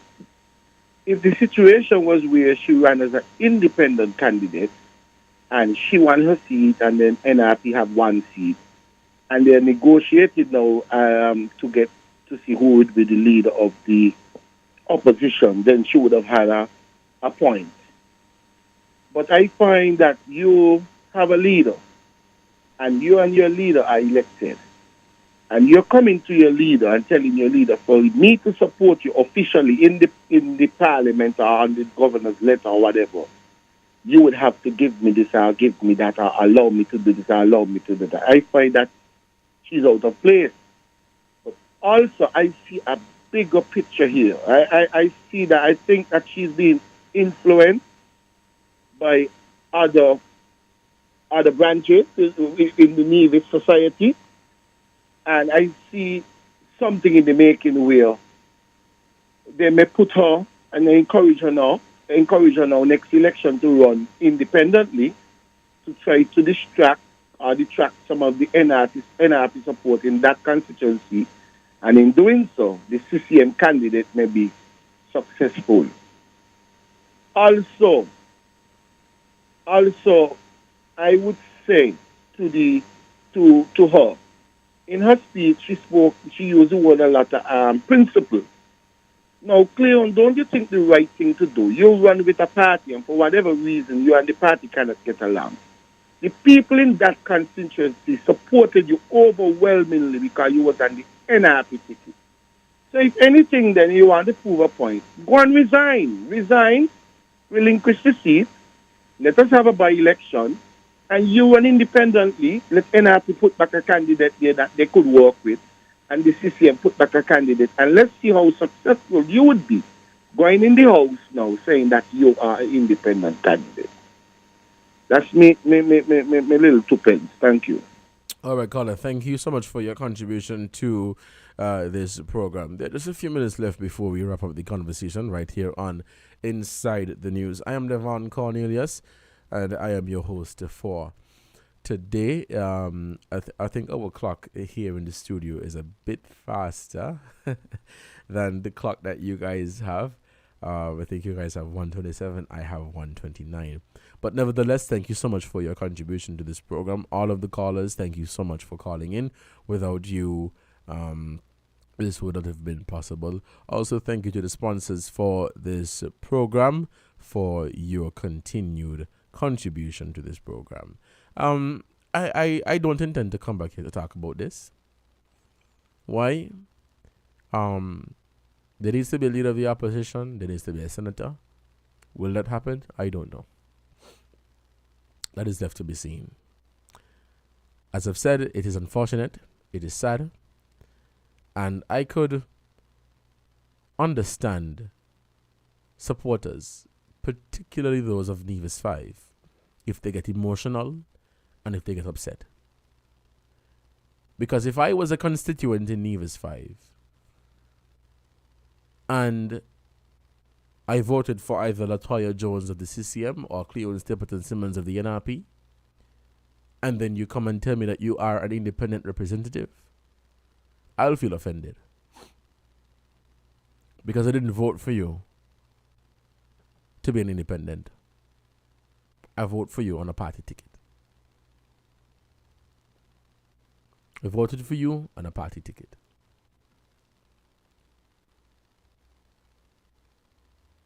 And that is the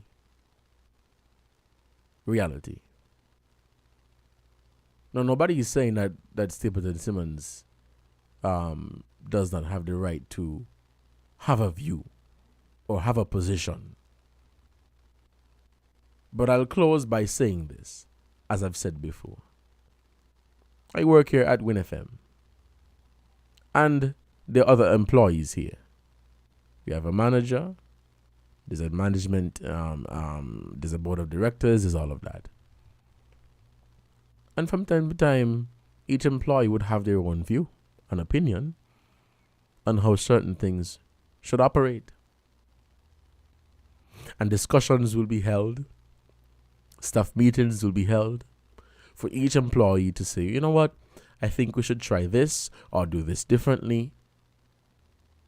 But who are you to want to openly challenge the manager or the person who is in charge? You are out of place. As simple as that. You can have your view. You can have your position. You can always recommend. But see me, I gotta tell the manager, you know what, I want you to pay me $5,000 a month, or else, no, so you go. And we need to understand that. We need to understand that.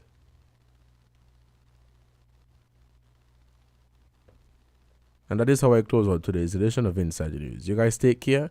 Please don't drink and drive. Don't text and drive. Y'all take care. Bye-bye.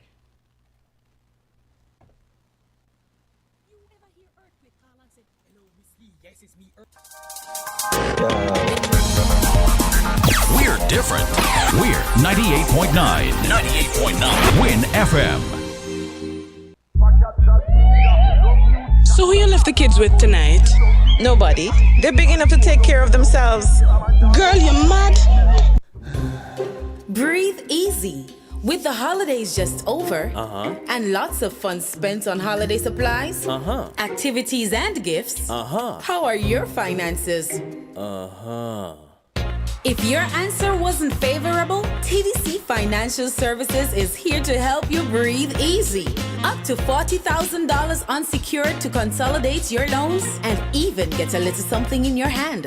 No need to worry. Visit our social media pages or call 465-6516 or 469-5430 to learn more on how you can breathe easy with TDC Financial Services.